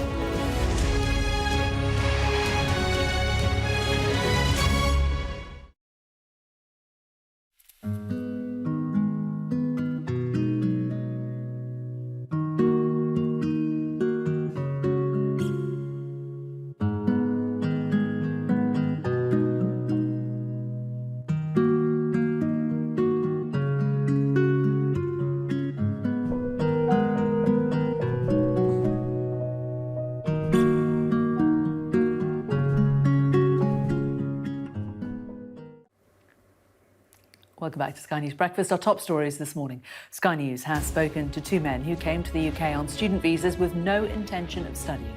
The government told this programme that the system needs to be tightened up. Russia says a Moscow skyscraper has been hit by a drone for the second time in a week, denouncing what it calls Ukrainian terrorism. Changes in alcohol tax have taken effect. Most drinks will cost more, but the government says consumers and businesses will be better off from a simplified duty system. Now, as you just heard, the government told us this morning that the student visa system had to be tightened to stop people abusing it. And on a separate migration issue, Government Minister Richard Holden couldn't give us any timescale on when a barge will be passed safe to house thousands of asylum seekers. He said the Bivvy Stockholm is undergoing final preparations but hasn't yet received approval from local fire services in Portland, Dorset, where it's docked. It's going through its final checks at the moment. It's right that we have whatever accommodation we provide is safe and secure as well. I can't put a time frame on it. So is it safety concerns that's delaying it? But it's going through final checks at the moment. And, that's with anything you'd want them to be properly checked out. But no time frame is. Well, the checks are going to take as long as they're going to take. It's important we get these things right. The Conservatives are just failing on absolutely every single way in dealing with the huge numbers of asylum cases that are coming through at the moment. The hotels are absolutely chocker full of asylum seekers because they're failing to process these cases. The Rwanda scheme just is never going to work. It's just a gimmick to grab the headlines rather than deal with the problem. Well, let's bring in our political correspondent, Ali Fortescue. More delays for this barge. I mean, do we know when it is going to open? Any idea? Very good question. I mean, we were told last week, then we were told this week. We're saying it was already delayed by about a month getting to Portland to dock. So that's the kind of context. And remember, this was the barge that was meant to house 500 asylum seekers, single males, the first 50, as we know, delayed, that were due on board. And why are there been delays? Our understanding is that this could be down to safety concerns. The government's saying that risk assessment's still being carried out. We know that the local MP there has been calling for this, saying he still hasn't received a risk assessment. The Fire Brigade Union have been pretty damning. They say forcing asylum seekers into accommodation that has not been properly assessed is reckless, as they put it. I mean, we're saying, there's no sign the government are forcing anyone in there because we know there's no one in there yet. But you heard Richard Holden there. He would not give you a time frame for when people were going to be allowed into the barge. And the broader picture is you have this boat with no one in it yet. 2 other boats that we revealed have been sent back to the companies that own them because they can't find anywhere to dock, that were meant to take 1,000 people. Delays to people, 2,000 people going to RAF Scampton, which was where hundreds of asylum seekers were due to be going from hotels. So look, it just all looks like a little bit of a mess, doesn't it? Especially when this was such a kind of big announcement from the Home Office. They thought this was going to be something that would chime with the public, moving people out of expensive hotels and into barges, boats, military sites. It looks like there are definitely some practical difficulties that perhaps they didn't expect. OK, Ali, thanks very much. Now, the number of children and young people starting treatment for eating disorders has more than doubled since 2016, with almost half having to wait more than 12 weeks to get care. This comes from analysis by the Children's Commissioner, who is calling for young people to have faster access to treatment. And I'm delighted to say that the Children's Commissioner, Dame Rachel de Souza, joins me now. Rachel, thanks so much for coming in. Why do you think there has been such a jump in the amount of children suffering eating disorders? Look, it is a huge jump. And to me, it's absolutely clear that it's lockdown. So before lockdown, there were about 5,000 children starting treatment a year for eating disorders. Now it's 12,000, nearly 12,000. So I think the combination of isolation, been in the online world, seeing all those images of sort of unrealistic body images, getting extreme dieting advice off online, and also professionals talk to me about children saying this is the one bit of their life they could control during lockdown. It really is the tail of lockdown, which is why we really need to do something about it urgently.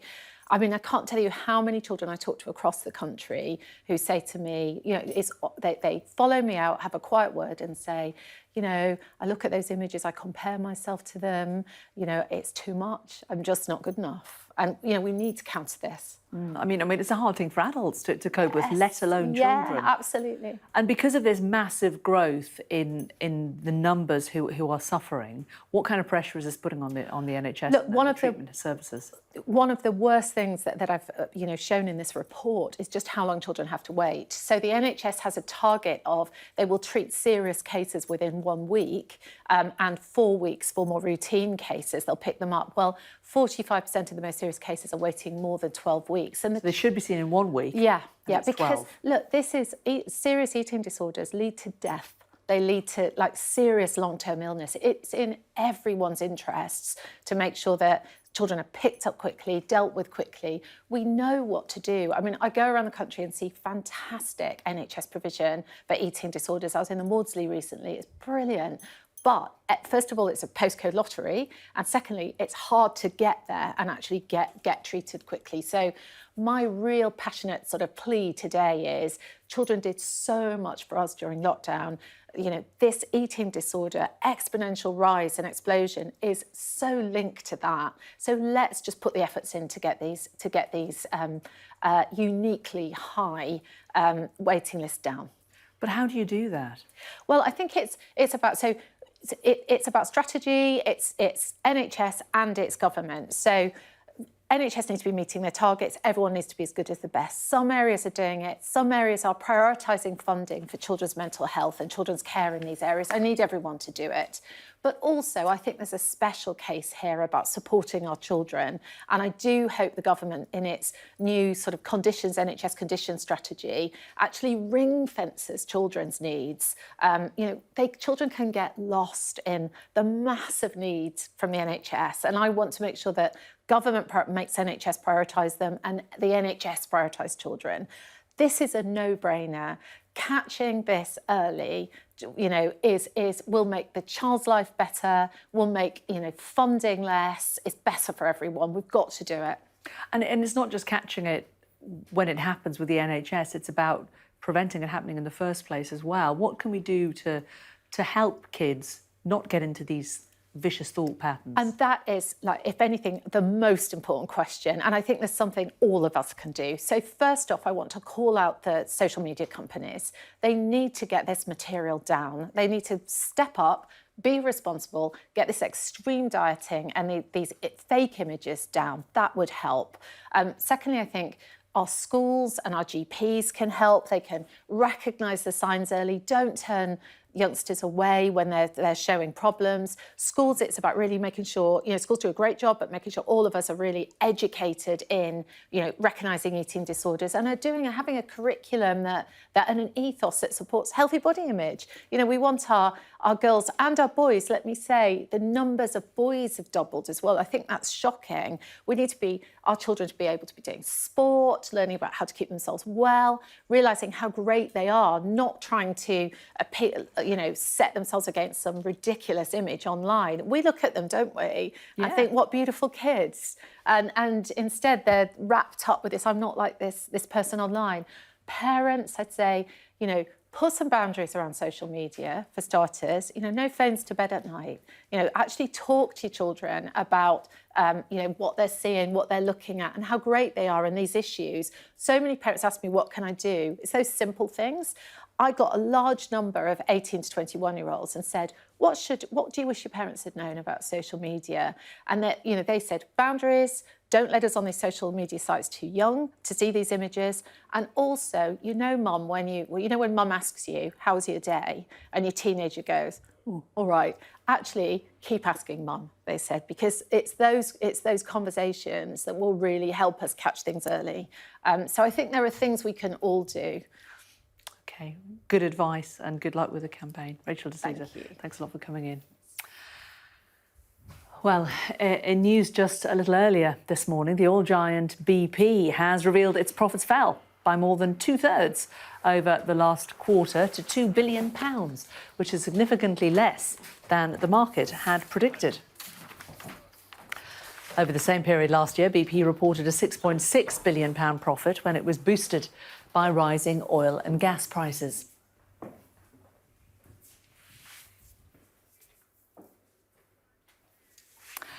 Now, how much would you pay for a disused stairwell?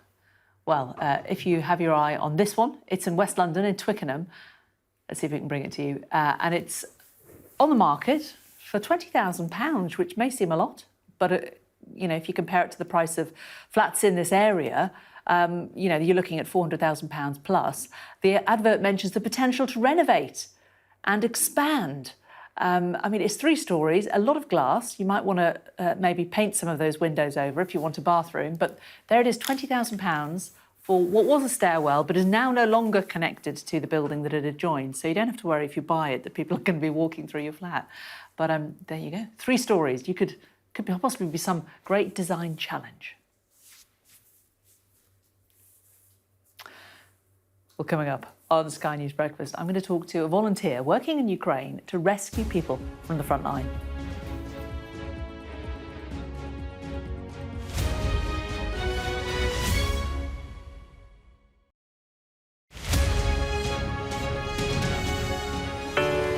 Big stories don't always come from big cities.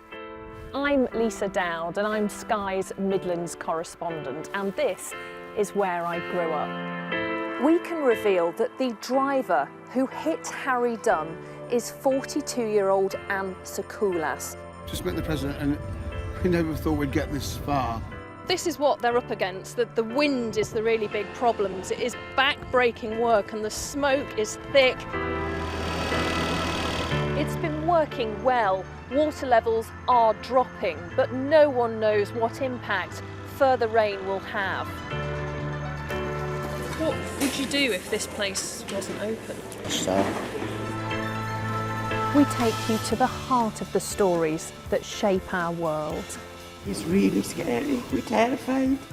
In this community, I'm told that everybody knows someone affected by COVID. Hopefully this will be the last wave. I never knew they would make it. It's amazing. Change seems tantalisingly close in this corner of the UK. Wales was the first to introduce the plastic bag charge. This is my patch, my specialism. It's also my home.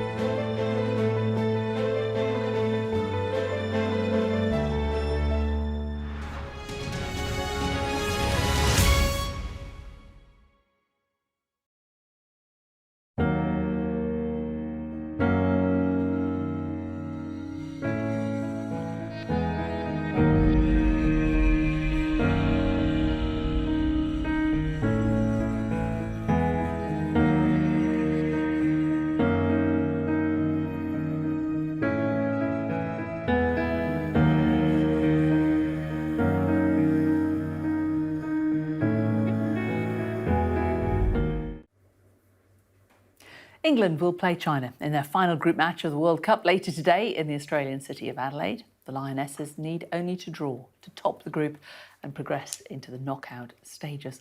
Well, this morning we have Matthew Thompson at Bearsted FC in Kent, where they're going to be closely watching what happens, aren't they, Matthew? Who have you got there with you? Yes, they are.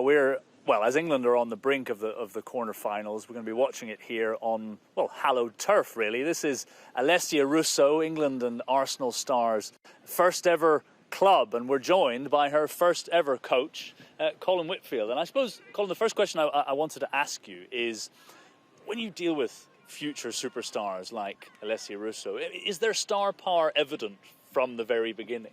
It certainly was where Alessia is concerned, for sure, yeah.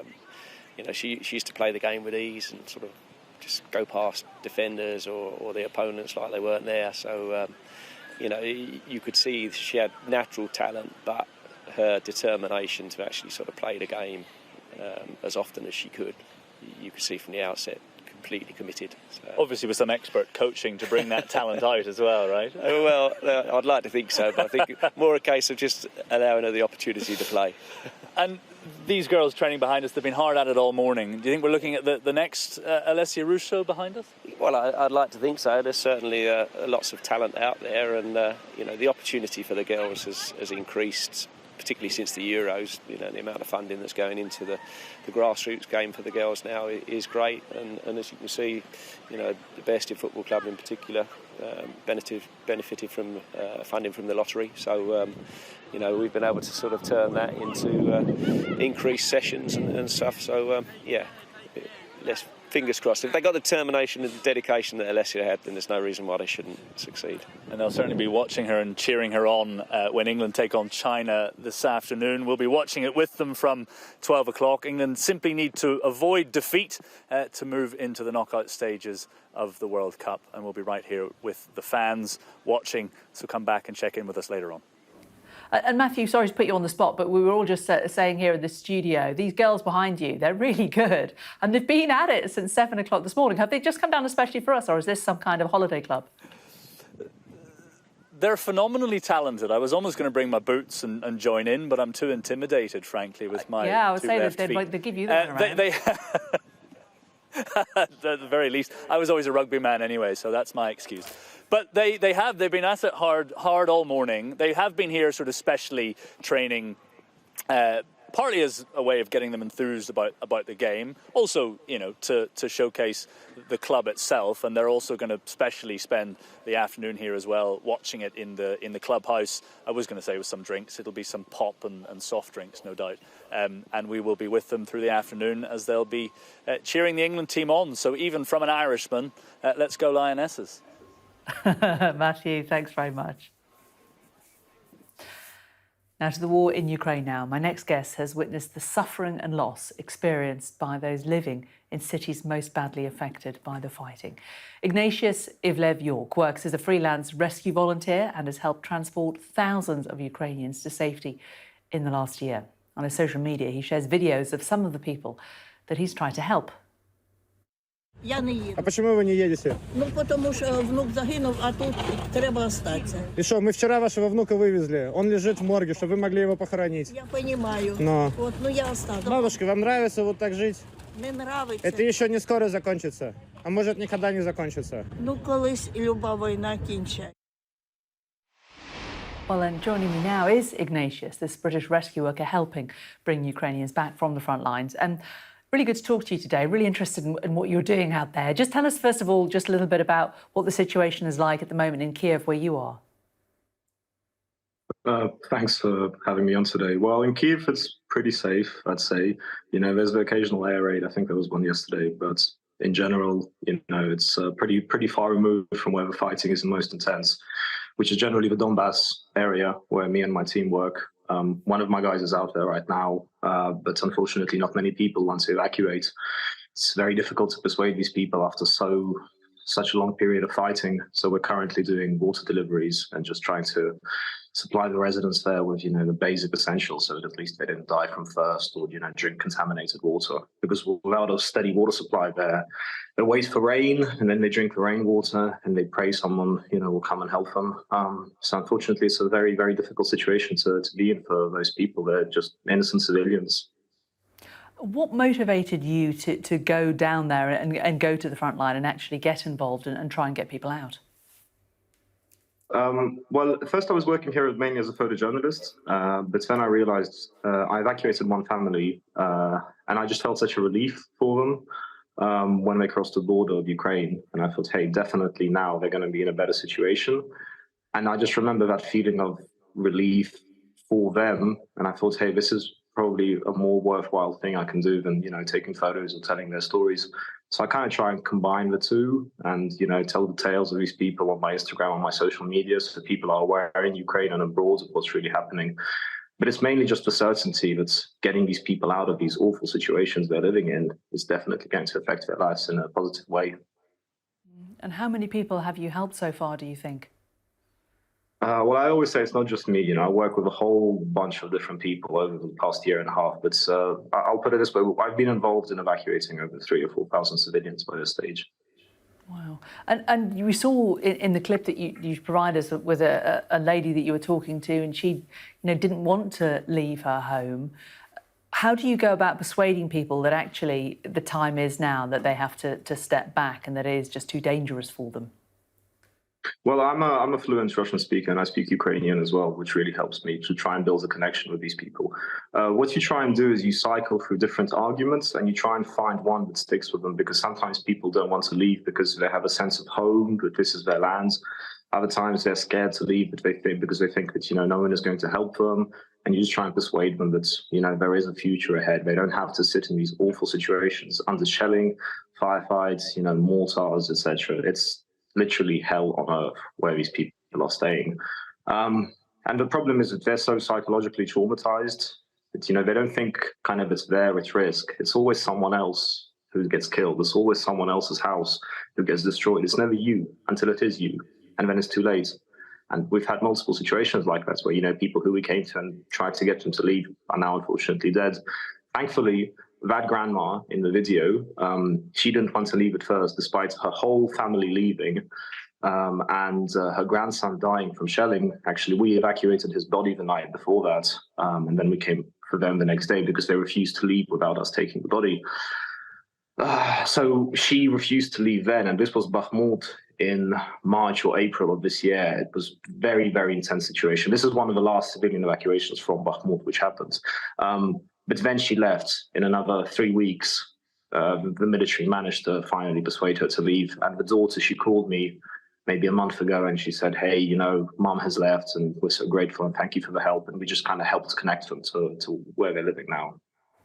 Yeah, because it's not just, that's a really good point, isn't it? It's not just those who are there on the front line. It might be the rest of their family who have escaped and are really worried for them as well. So it's helping all parts of the family.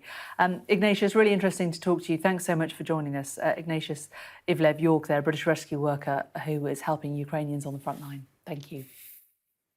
Thanks for having me. Let's get a look at the weather now. Warm memories wherever you go. The weather, sponsored by Qatar Airways. The next few days will stay rather cool and unsettled, with a stiff breeze bringing showers or more prolonged rain to many. Mostly mild and dry now, although windy in the south, but central parts are rather grey and damp as well. Southwestern coasts are going to see a few showers. Now, the morning looks fine for many, but Northern Ireland, southern Scotland and northern and eastern England will be cloudy with rain in places, and that's mainly going to come from the southwest of Scotland all the way down to Lincolnshire. There'll be a few showers further south too, while the far southwest of Ireland can expect to see a bit of rain by lunchtime around midday, and it is going to feel a bit warmer than today, but it is still quite windy. Now, central and southern parts of Ireland and southwestern Britain will turn wet later, and the wind will strengthen in the southwest. Little change elsewhere. Wind and rain spreading to all but northern Scotland overnight. The weather, sponsored by Qatar Airways. You're watching Sky News Breakfast. Coming up, an exclusive report on how some people are abusing student visas to come to the UK without any intention of studying. Stay with us.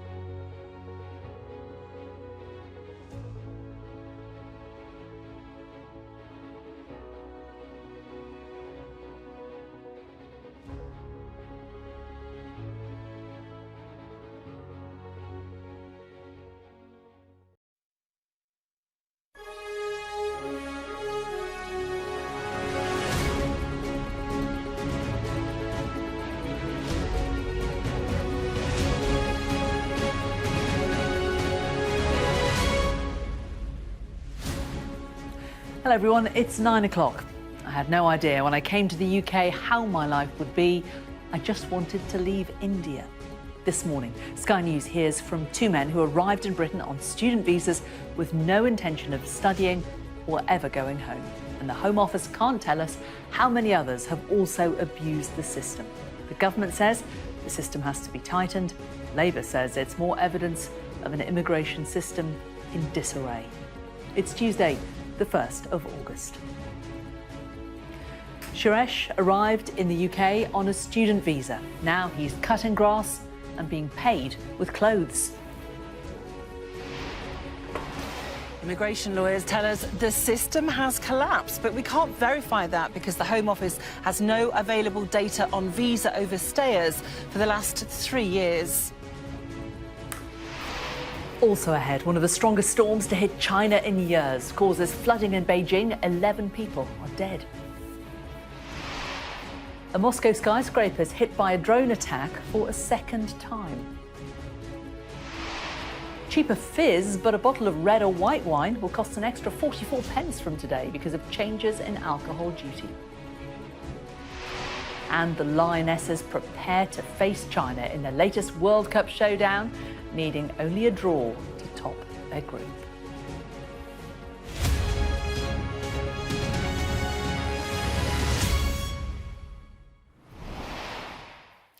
Hello, good morning. One of Rishi Sunak's 5 pledges when he became Prime Minister was to make sure that people who come to the UK illegally would be detained and swiftly removed.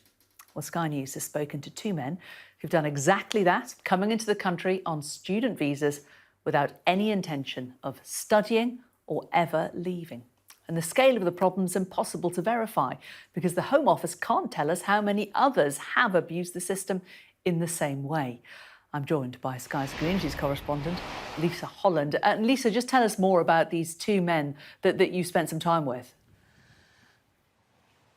Yes, these are 2 men who told us that for various reasons they needed to leave India and decided to come to the UK via the UK's visa system. Immigration solicitors are saying that what we found raises serious questions about the monitoring and checks which the Home Office does on those who come to the UK on all sorts of visas, including student, work and tourist visas. Here's our report. More than 1 million people, including their families, have come to the UK on foreign student visas since January 2021. Not everyone goes home when their visa expires, including Danabal from India. Was it always your intention that you wouldn't actually be a student? It was just a way of getting a visa? This is the only reason for that. I just want to save my life. But you didn't ever plan to be a student? No.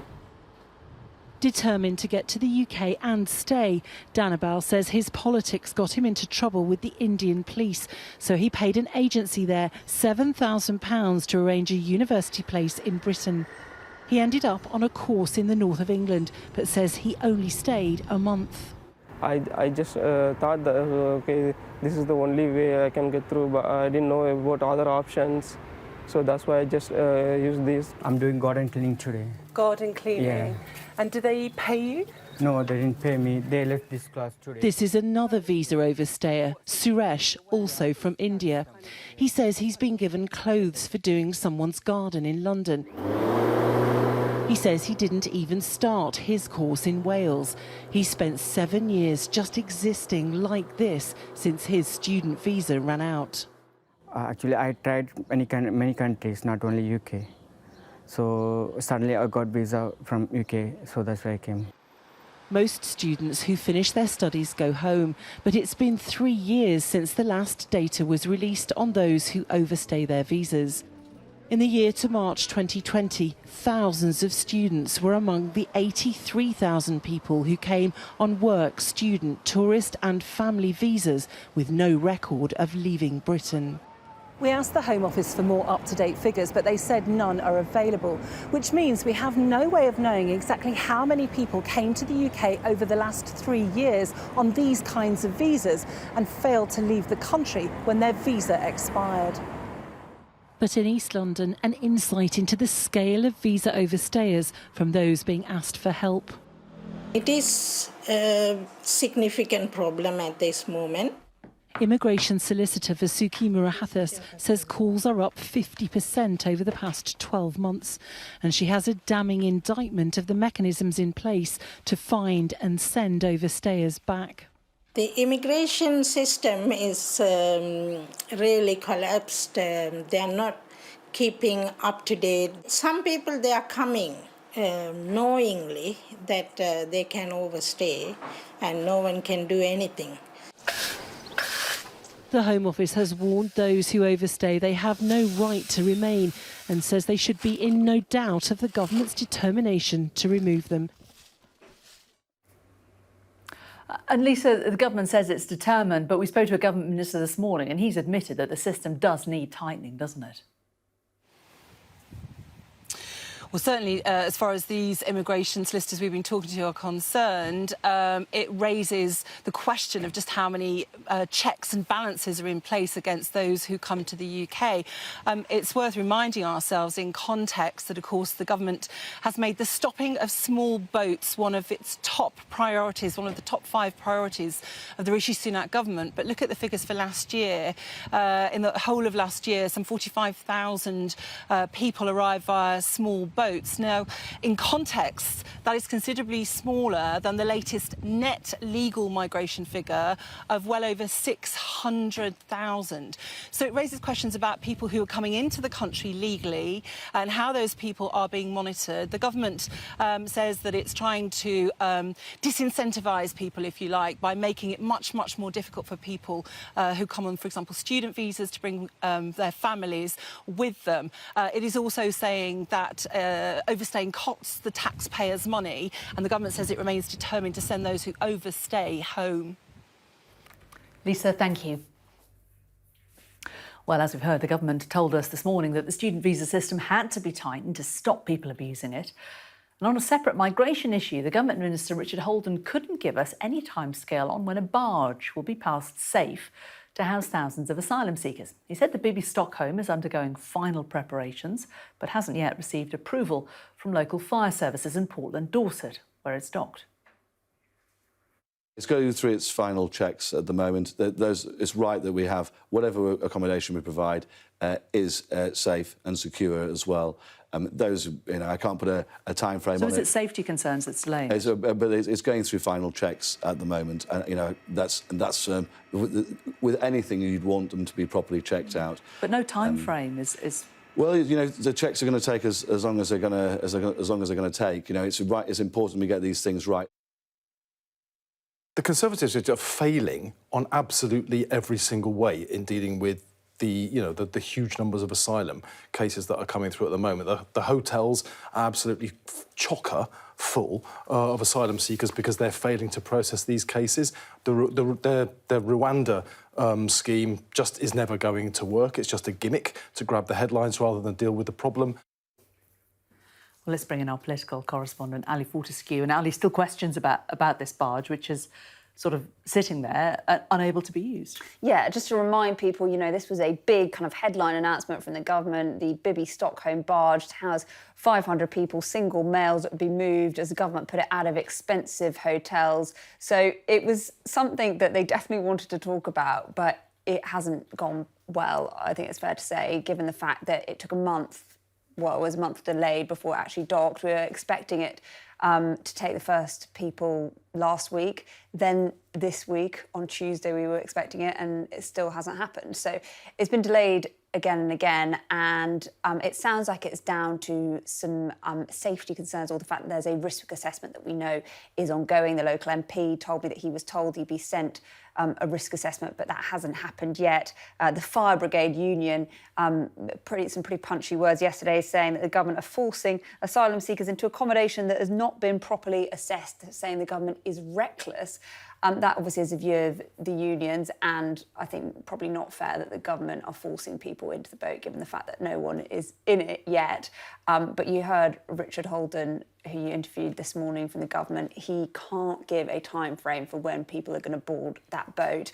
it is a bit of a mess, given the fact that you also had 2 other boats with 500 people each that haven't found anywhere to dock, we were revealed, have been sent back to the company that owns them. The RAF Scampton site, 2,000 people meant to be going there. That's also been delayed until September or October. So lots of delays to what, as I say, was, a big kind of headline announcement about moving people out of hotels into accommodation like barges and military sites. There are certainly practical challenges. And remember, that's what happens once people get here. The other big challenge is actually stopping the boats, which is one of the government's top 5 priorities, which they haven't done yet. OK, Ali, thanks a lot. Now, 11 people have died in a storm that's caused flooding in the Chinese capital, Beijing, and other cities in the region. Let's cross live to our Asia correspondent, Cordelia Lynch. And Cordelia, just put this in context. How bad is this now getting?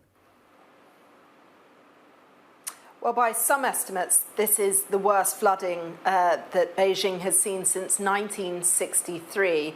It is the remnants of Typhoon Doksuri, and we can show you some aerial shots of Beijing. Whole roads submerged, lots of cars there in the pictures that we've seen as well. 27 people are missing, 11 have died, 31,000 people have been evacuated, and we've seen a flood storage reservoir established for the first time since it was built 25 years ago. They've also had the red alert system, which is the first time it's been, or rather the second time it's been used since 2010. You've got hundreds of mountain roads closed off as well, but some of the most striking images that we're seeing are from the east of the country. There in Fujian, really devastating flooding, and the concern is there's more to come. We've got Typhoon Kanun in the coming days. That's expected to hit the east before moving on to Japan. And we've heard President Xi Jinping trying to tell authorities to limit the casualties, but some very challenging circumstances there. Cordelia, thank you very much. Just extraordinary pictures. Now, there's been another drone attack in Moscow. The Russian military says air defences shot down the drones, but one of them hit the same high-rise apartment building that was struck earlier this week. No injuries have been reported in the latest attack. Earlier, military analyst Sean Bell told me it's a clear attempt by Ukraine to build fear and anger within Russia.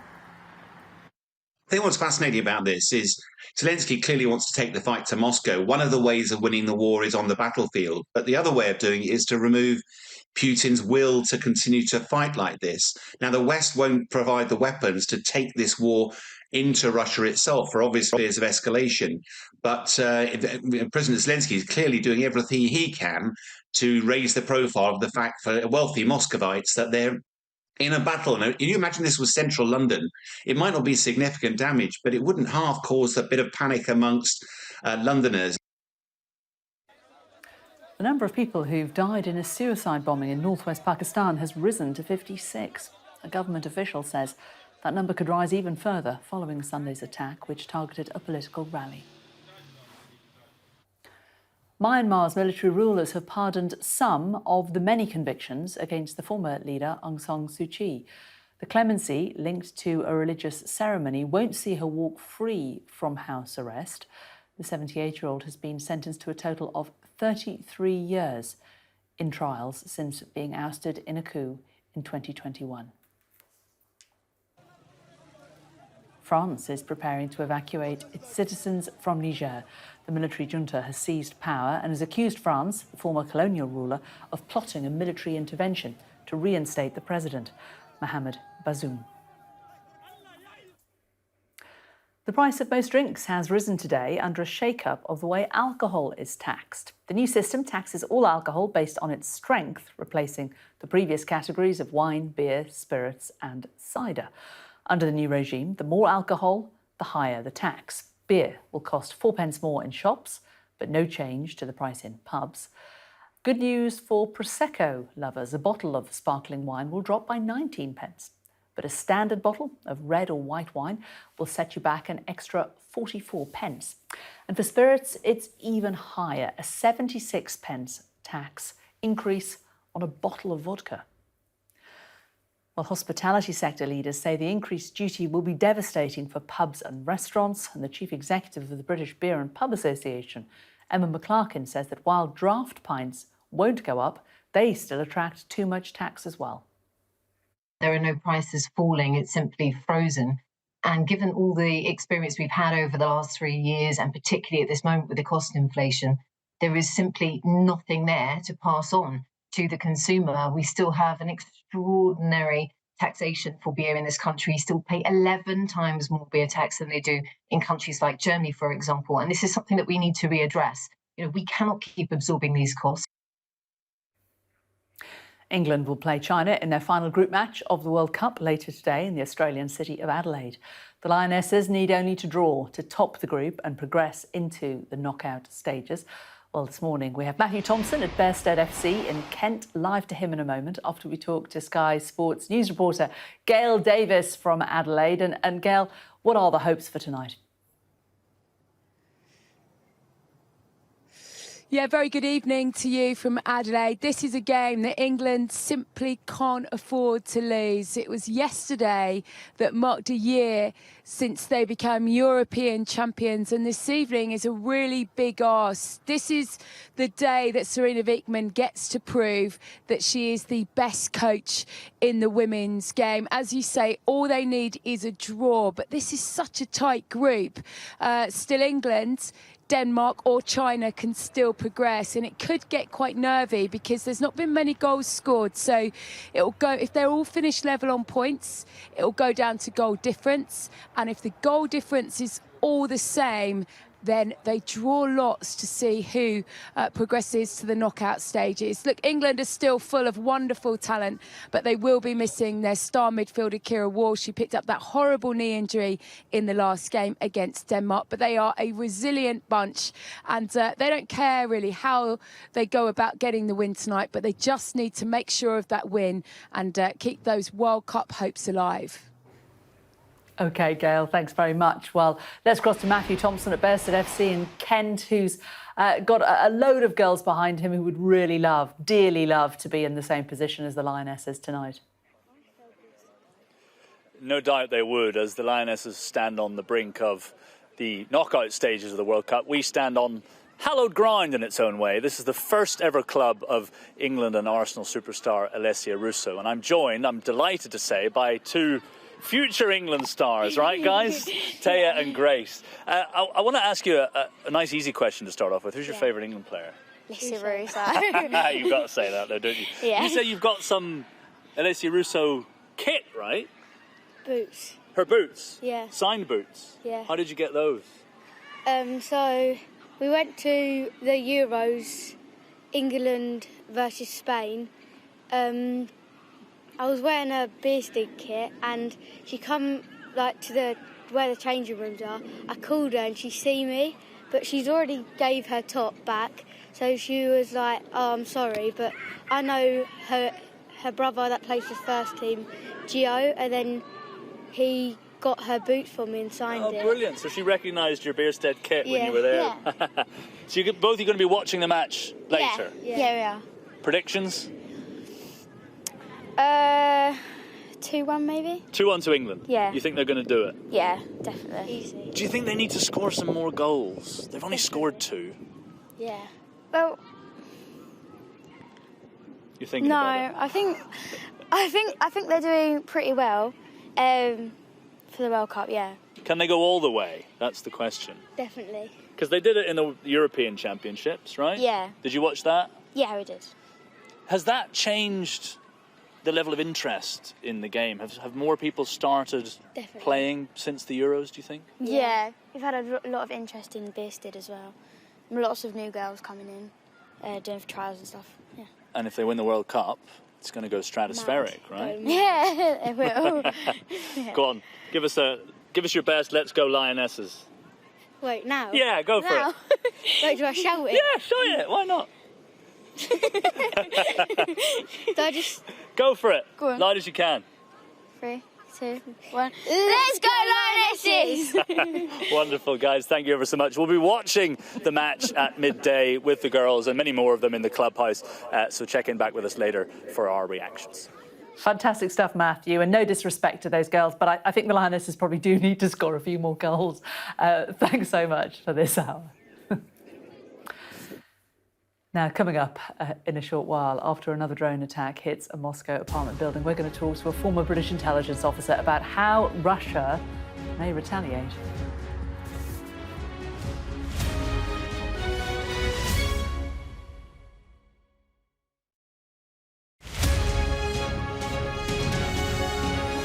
I think what's really different is President Zelensky admitting that these attacks are taking place. Previously, they've said nothing or denied them. But we should recognize that there's relatively little Ukraine can do in a military sense to hit places like Moscow. These are confined to small numbers of drone attacks. But the psychological effect and the political effect is much greater.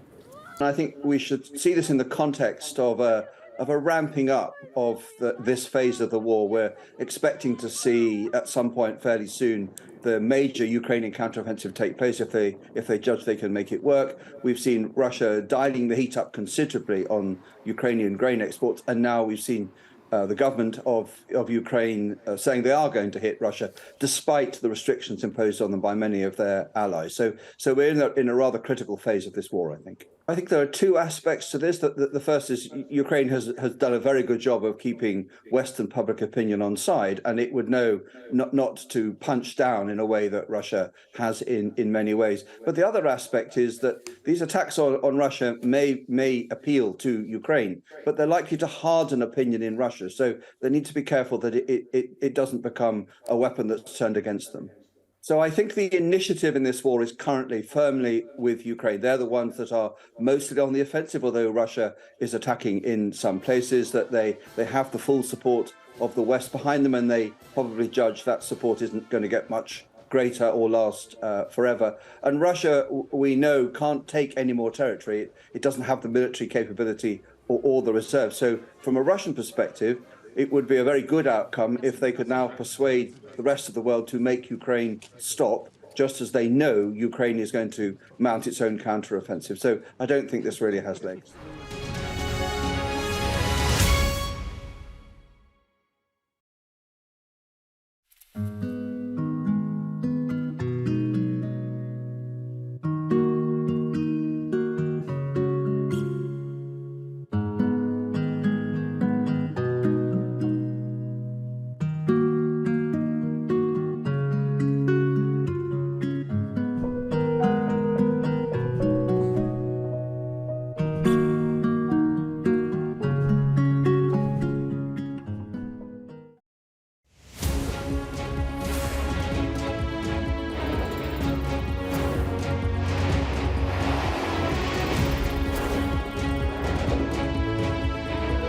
Five of us have made it out of the car.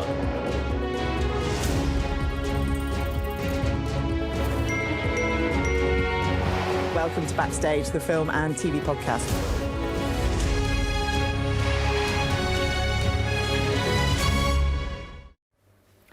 There's been another drone attack on Moscow. A high-rise tower block was hit again just 2 days after the Ukrainian President Volodymyr Zelensky said that the war was coming to Russia. Well, I'm joined now by the former British intelligence officer, Philip Ingram. And Philip, what do you make of these latest drone strikes? Good morning, Jane. Well, as President Zelensky said, the war is not coming to Russia. And this is, within a couple of days, the same building getting hit. And this building contains a number of Russian ministries, including the Russian Ministry of Economic Development. And I think this is a campaign not overtly by the Ukrainians, because they haven't commented or deny any responsibility, but to try and bring the conflict in Ukraine to the Muscovites, to the people of Russia, so that they become more aware of what's going on.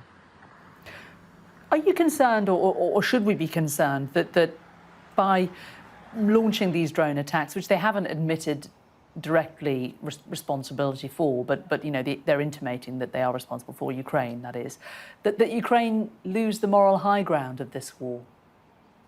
I don't think so. I don't see how Ukraine can lose the moral high ground whenever Russia has been targeting Ukrainian centers of population virtually on a daily basis.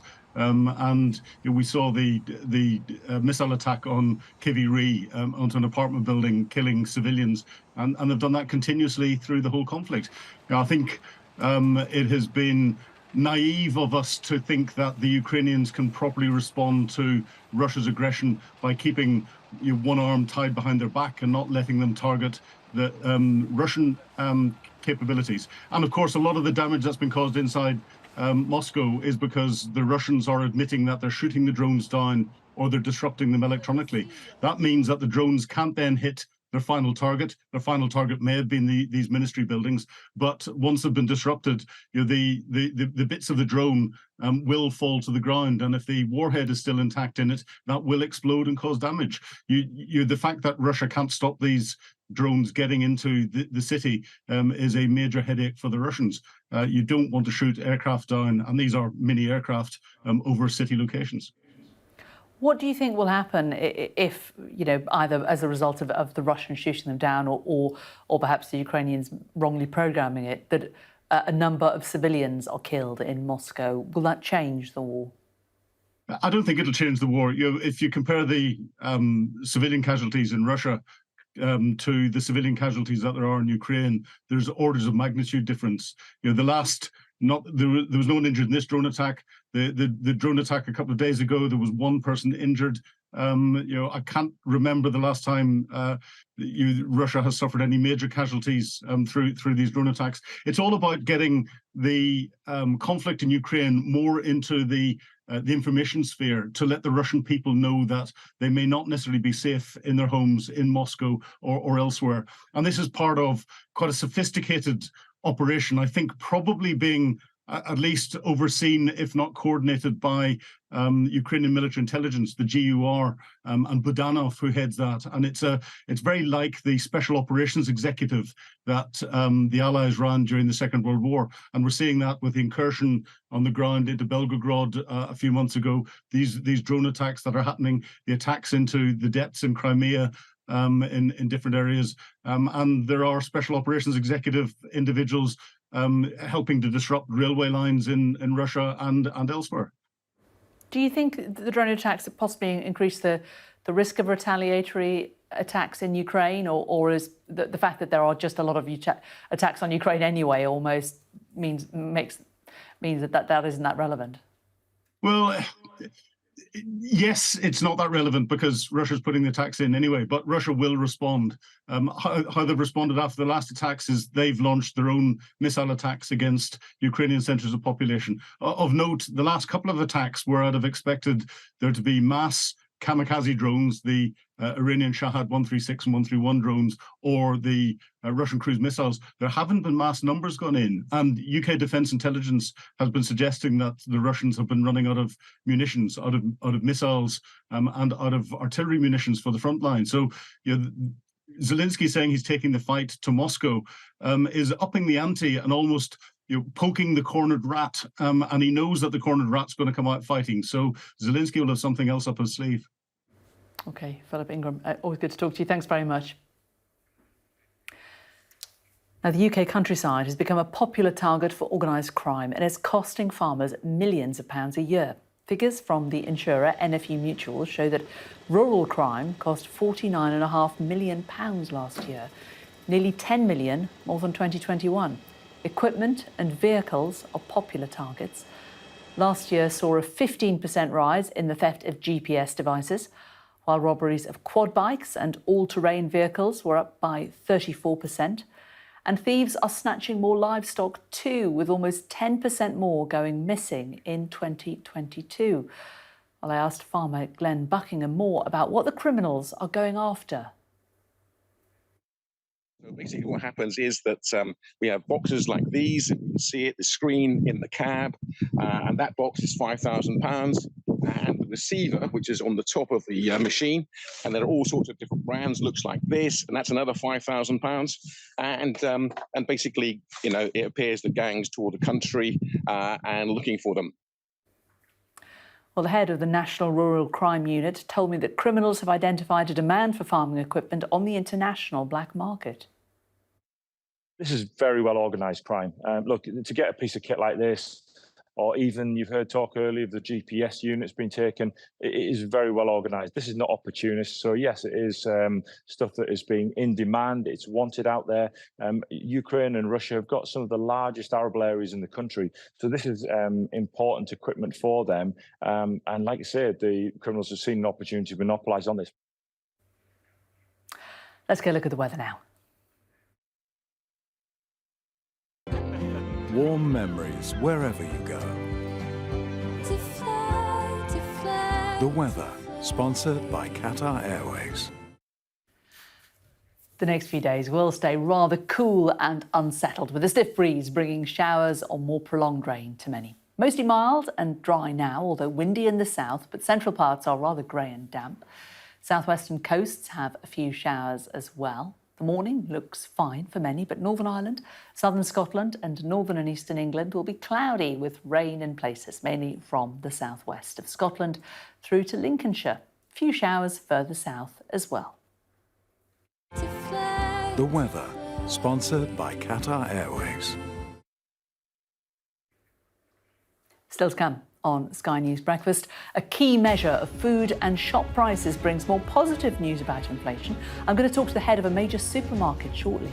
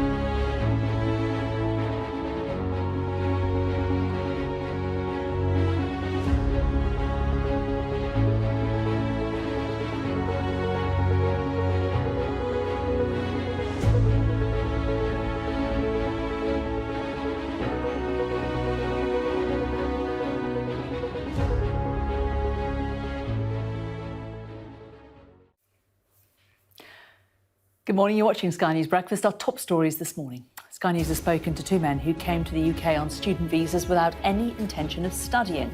The government told this programme the system needs to be tightened up. Russia says a Moscow skyscraper has been hit by a drone for the second time in a week, denouncing what it calls Ukrainian terrorism. And changes in alcohol tax have taken effect. Most drinks will cost more, but the government says consumers and businesses will be better off from a simplified duty system. The British Retail Consortium says food price inflation has slowed to its lowest level this year. It puts it at 13.4% in July, which is down from more than 14.5% the month before, driven mainly by better prices for staples like oils, fish and breakfast cereals. The consortium says that overall shop price inflation slowed to 7.6%. Leading the cuts overall were clothing and footwear, as retailers offered better discounts to attract shoppers in the wet weather.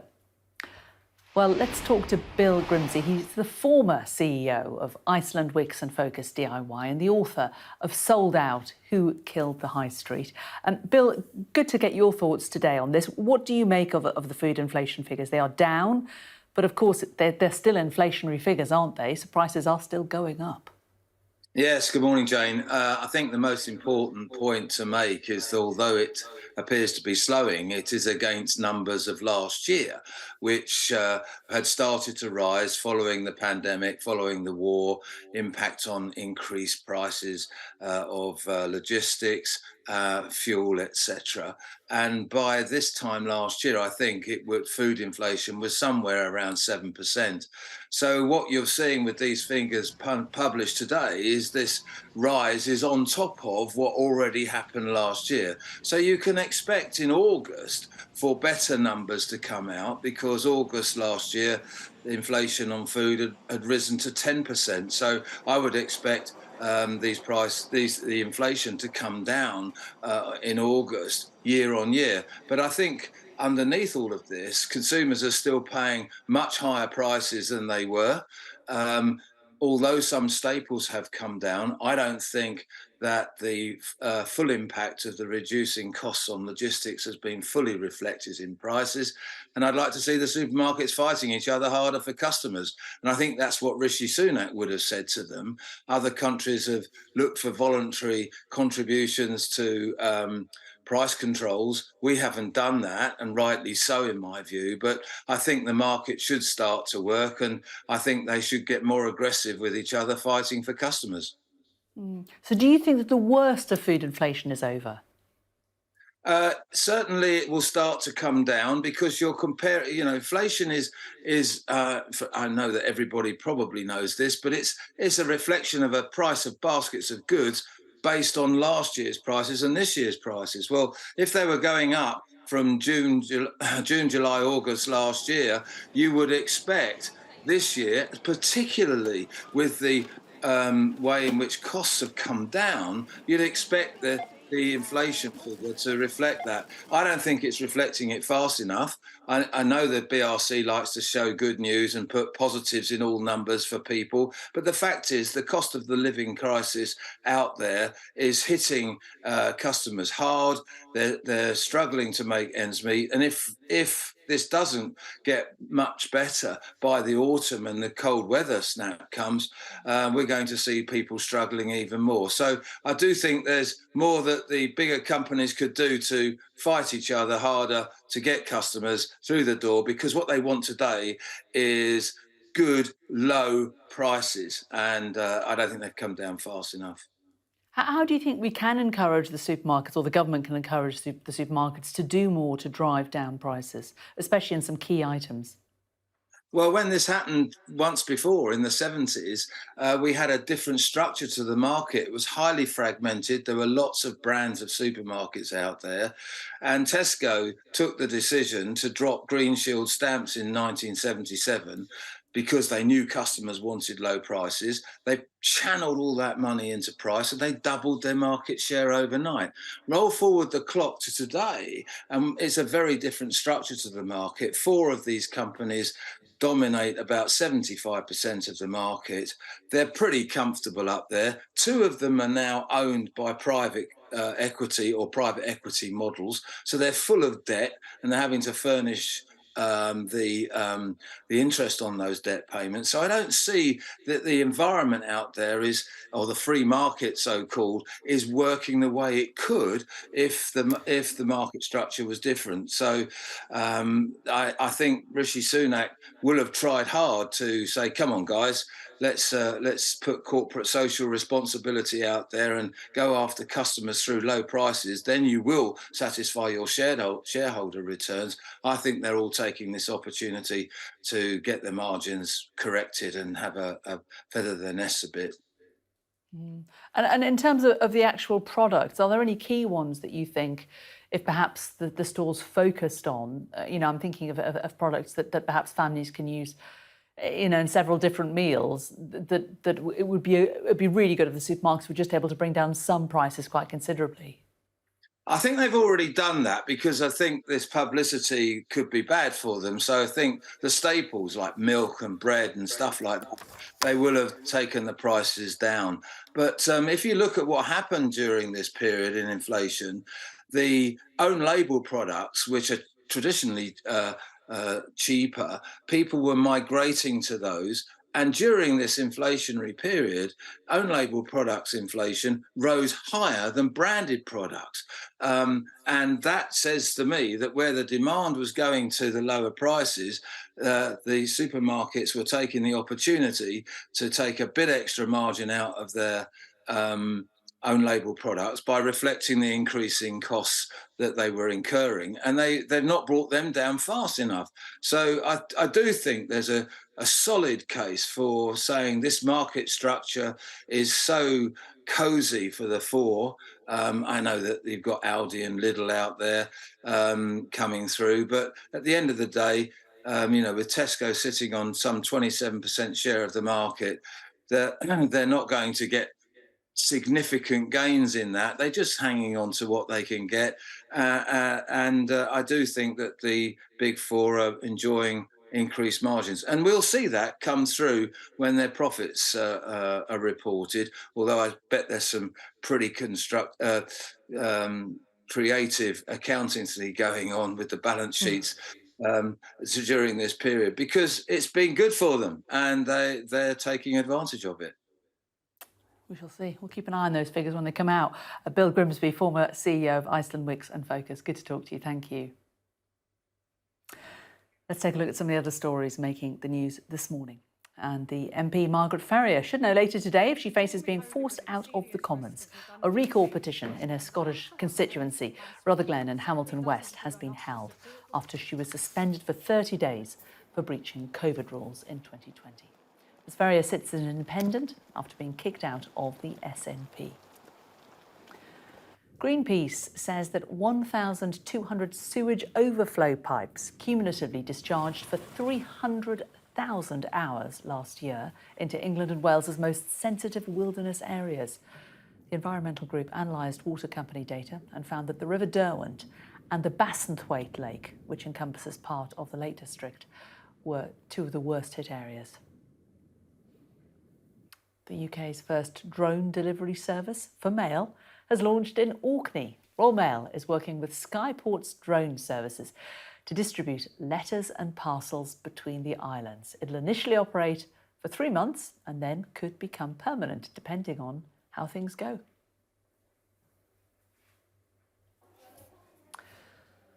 Almost half of the under-18s in need of urgent care for eating disorders in England are waiting more than 3 months to start NHS treatment. That's according to analysis by the Children's Commissioner for England, Rachel de Souza, who says the number of children being treated has more than doubled since 2017. To me, it's absolutely clear that it's lockdown. So before lockdown, there were about 5,000 children starting treatment a year for eating disorders. Now it's 12,000, nearly 12,000. So I think the combination of isolation, being in the online world, seeing all those images of sort of unrealistic body images, getting extreme dieting advice off online, and also professionals talk to me about children saying this is the one bit of their life they could control during lockdown. Now, how's this for determination? A couple in the Philippines has braved a typhoon and a flooded church to make it down the aisle. She didn't even pick up a skirt. The country was hit by Typhoon Doksuri on Sunday, and you can see here that guests, as well as the bride, you can see that water just slowly seeping up the dress, had to wade through the floodwaters inside the church on Malolos. It didn't stop the happy couple.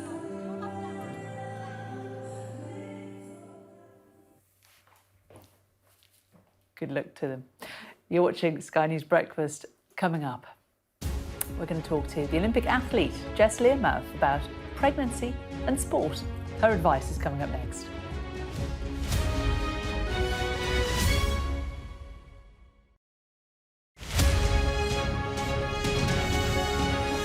I think what's really different is President Zelensky admitting that these attacks are taking place. Previously, they've said nothing or denied them. But we should recognise that there's relatively little Ukraine can do in a military sense to hit places like Moscow. These are confined to small numbers of drone attacks. But the psychological effect and the political effect is much greater. And I think we should see this in the context of a ramping up of this phase of the war. We're expecting to see at some point fairly soon the major Ukrainian counteroffensive take place if they judge they can make it work. We've seen Russia dialing the heat up considerably on Ukrainian grain exports, and now we've seen the government of Ukraine saying they are going to hit Russia, despite the restrictions imposed on them by many of their allies. So we're in a rather critical phase of this war, I think. I think there are two aspects to this. The first is Ukraine has done a very good job of keeping Western public opinion on side, and it would know not to punch down in a way that Russia has in many ways. But the other aspect is that these attacks on Russia may appeal to Ukraine, but they're likely to harden opinion in Russia. So they need to be careful that it doesn't become a weapon that's turned against them.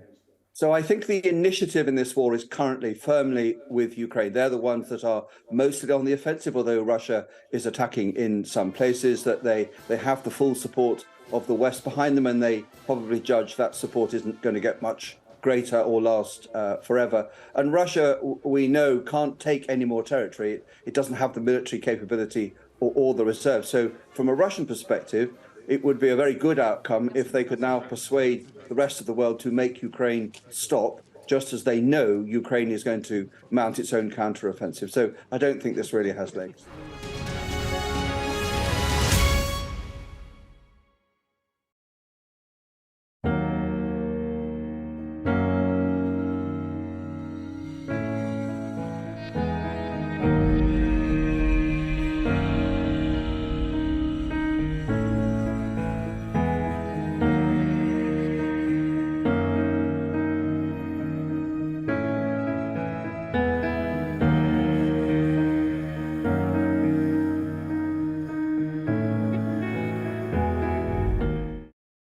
It's like Emirates. It's like better.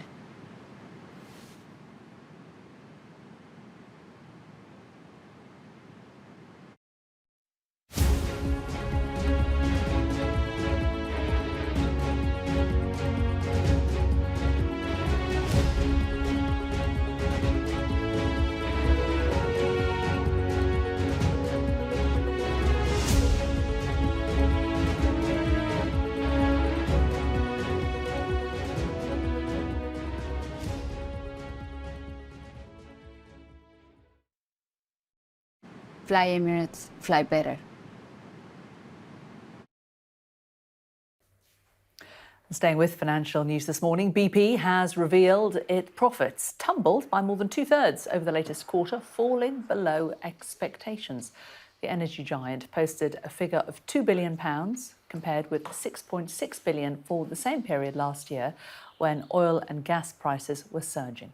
A week ago, its rival Shell also delivered weaker than expected profits. Now, sacrifice and dedication is something Olympians are used to, but what happens to a female athlete during pregnancy, and how do they strike the balance between starting a family and maintaining a world-class sporting career? Well, my next guest is the Olympic athlete Jess Learmonth, and she's here to tell me how. Jess, lovely to talk to you today. And tell us a little bit about you and what happened to you when how big a decision was it for you to take a break from sport and start a family? Good morning. Thanks for having me on. Well, mine was slightly different in that I actually got quite a severe injury, and off the back of that, then we found out we were expecting.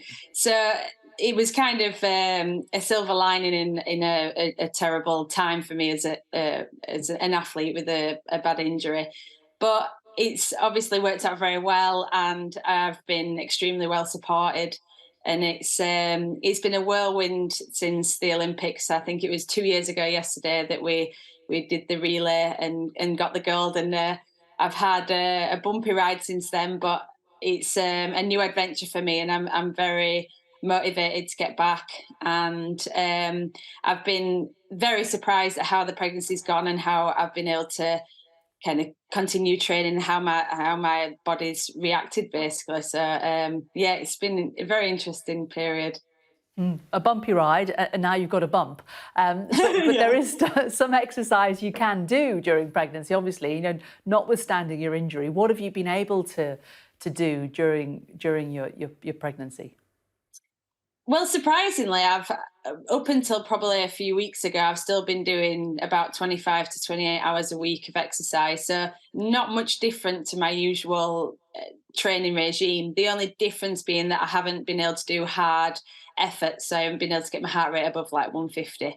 So in terms of general training, it's not changed at all. And I try and get it out there on Instagram and things like that to kind of document it, because for me personally, there's quite a lot of support that I've got, and I know that I'm doing the right thing for me as an athlete and for my body, because I'm so used to that sort of training.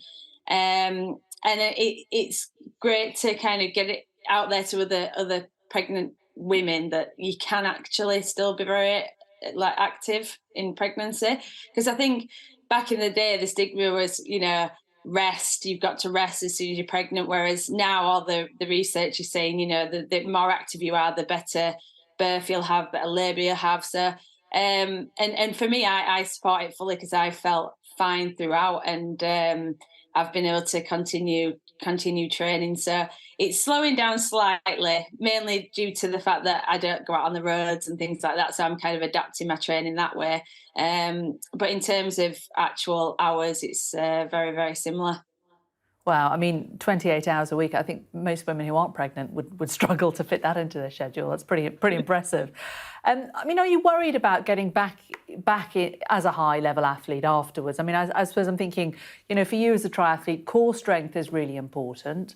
You don't know what's going to happen, actually in the physicality when you have the baby. That can all change, can't it? It can change your body quite significantly. Yeah, definitely. It's been very difficult to kind of predict, because, like you say, there's so many things that could happen in pregnancy and birth.